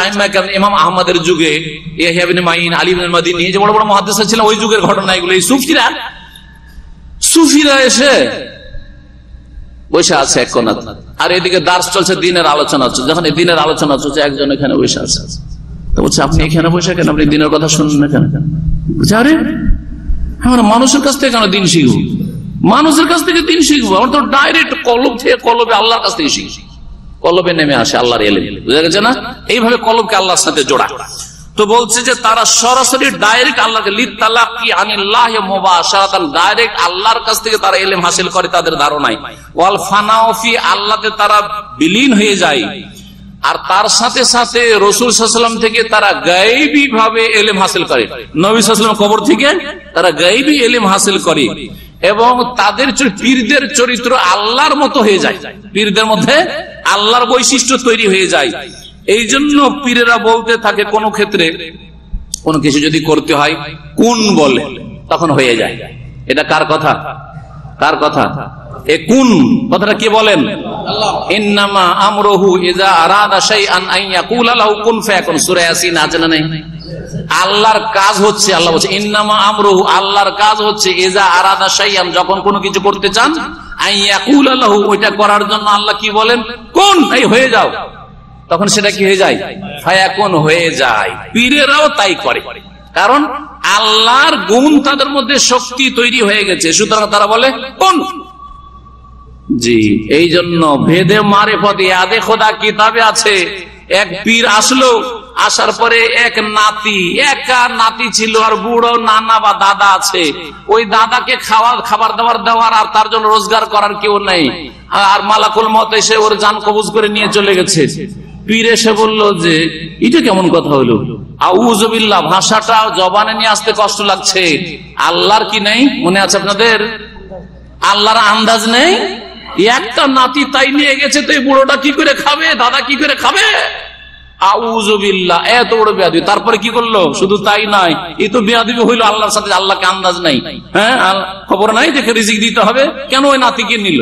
আর তারপরে বলছে কুম বেইজনি, কি কুম, আমার হুকুমে উঠে দাঁড়াও। নাতি যে মরে পড়ে আছে বলছে কুম বেইজনি, আমার হুকুমে উঠে দাঁড়াও। ঈসা আলাইহিস সালাম বলতেন কুম বেইজনিল্লাহ। আর এই সুফি পীরেরা যারা শিরক কুফরিতে বিশ্বাসী, তারা বলে কুম বেইজনি, আমার হুকুমে উঠো। কথা বোঝা গেছে? ইন্না লিল্লাহি ওয়া ইন্না ইলাইহি রাজিউন, বলে নাউযুবিল্লাহ, আর বলে আলহামদুলিল্লাহ। যদি এই শিরকি আকীদা, পীরদের আকীদা থেকে তওবা করে থাকেন বা আগে থেকে বেঁচে আছেন, আলহামদুলিল্লাহ পড়েন। আর যদি এখনো এই পীরদের আকীদায় বিশ্বাসী থাকেন, তো আপনি নিজের উপর মাতম করেন, শোক করেন, আপনার পরিণাম খারাপ। এখনো ফিরে আসেন, এখনো এই পীর মুরিদির ভ্রান্ত ধর্ম থেকে ফিরে আসেন। আল্লাহ যেন ফিরে আসার তৌফিক দান করেন। এছাড়াও বহু কথা রয়েছে পীর মুরিদি বা সুফিবাদ সম্পর্কে, যেটুকু বললাম এইটুকুতে আল্লাহ যেন বরকত দান করেন এবং আমাকে উপকৃত করেন, আপনাদের সকলকে উপকৃত করেন এবং মুসলিম জাতিকে সহি আকীদার দিকে ফিরে আসার তৌফিক দান করেন, কোরআন সুন্নাহ দলিলের দিকে ফিরে আসার তৌফিক দান করেন, দ্বীন ইসলামের দিকে ফিরে আসার তৌফিক দান করেন। যে ইসলামের ওপর, যে আদর্শের ওপর, যে সুন্নাহর ওপর প্রিয় নবী মুহাম্মদ রাসূলুল্লাহ সাল্লাল্লাহু আলাইহি ওয়াসাল্লাম এই উম্মতে মুসলিমাকে ছেড়ে গেছেন, সাহাবায়ে কেরামদেরকে ছেড়ে গেছেন, মা আনা আলাইহিল ইয়াওমা ওয়া আসহাবি, ওই দলটি একমাত্র জান্নাতি হবে, নাজাত পাবে যেই দলটি নবী সাল্লাল্লাহু আলাইহি ওয়াসাল্লাম যেই আদর্শের উপর ছিলেন এবং তার সাহাবায়ে কিরামগণ যেই আদর্শের উপর ছিলেন, যে দ্বীনে ইসলামের উপর ছিলেন, সেটাতে যারা আসবে। আবার স্মরণ করে দিয়েছি যে এই পীর মুরিদি শুরু হয়েছে 150 হিজরি, না 150 বলছি, 150 হিজরিতে আবু হাশেম কৌফি এই প্রথম এই ব্যক্তিকে সুফি বলে জানা যায়, কিন্তু শুরু হয়েছে 3য় শতাব্দী, মানে 200 হিজরির পরে এই পীর মুরিদির ব্যবসা ধীরে ধীরে শুরু হয়েছে। আর রাসূলুল্লাহ সাহাবীরা 110 হিজরিতে দুনিয়া থেকে চলে গেছেন, ইমাম আবু হানিফা রাহমাতুল্লাহ 150 হিজরিতে চলে গেছেন। সুতরাং হানাফি ভাইদেরকে বিশেষ ভাবে বলছি, শাফি ভাইদেরকে বলছি, মালিকীদেরকে বলছি, আরো যারা সুফি পীর মুরিদিতে তাসাউফে বিশ্বাসী তাদেরকে বলছি, কারণ আলহামদুলিল্লাহ হাম্বলীরা এই সুফি পীর মুরিদিতে বিশ্বাসী না। সৌদি আরবে অনেক হাম্বলী আছে, কিন্তু পীর মুরিদি সুফিবাদে বিশ্বাসী না, সুফিবাদে বিশ্বাসী। আর কেউ যদি বিশ্বাসী থাকে তাদেরকেও বলছি, সকলকে বলছি, আর বিশেষ করে আমার ভাষা এই বাংলা ভাষা যারাই বুঝবে তাদেরকে বলছি যে এখনো পীর মুরিদির ভ্রান্ত আকীদা, শিরকি, কুফরি, বেদাতি আকীদা থেকে ফিরে আসেন। আর কোন দিকে ফিরে আসেন? কোরআন হাদিসের দিকে ফিরে আসেন। আমার কথার দিকে জরুরি না, আমার কথাতেও যদি ভুল থাকে ছুঁড়ে ফেলে দিয়েন, আর তারপরে সহিটা খোঁজার চেষ্টা করেন এবং আল্লাহর কাছে অন্তর থেকে দোয়া করেন। সূরা ফাতিহার দোয়াটি ভালো করে করবেন, ইয়াকা না'বুদু ওয়া ইয়াকা নাস্তাঈন ইহদিনাস সিরাতাল মুস্তাকিম সিরাতাল লাযীনা আন'আমতা আলাইহিম গায়রিল মাগদুবি আলাইহিম ওয়ালাদ-দাল্লিন রব্বানা আতিনা ফিদ দুনিয়া হাসানাহ ওয়া ফিল আখিরাতি হাসানাহ ওয়া কিনা আযাবান নার রব্বানা যালামনা আনফুসানা ওয়া ইল্লাম তাগফির লানা ওয়া তারহামনা লানাকুনান্না মিনাল খাসিরিন রব্বানা লা তুযিগ কুলুবানা বা'দা ইয হাদাইতানা ওয়া হাব লানা মিন লাদুনকা রাহমাতান ইন্নাকা আনতাল ওয়াহ্হাব আল্লাহুম্মা মুকাল্লিবাল কুলুব সাব্বিত কুলুবানা আলা দীনিক ইয়া মুসাররিফাল কুলুব সাররিফ কুলুবানা আলা তাআতিক সুবহানা রাব্বিকা রাব্বিল ইজ্জাতি আম্মা ইয়াসিফুন ওয়া সালামুন আলাল মুরসালিন ওয়ালহামদুলিল্লাহি রাব্বিল আলামিন। لهدي الحق أرشدنا كتاب الله دستوري وخير الخلق أسوتنا بسنته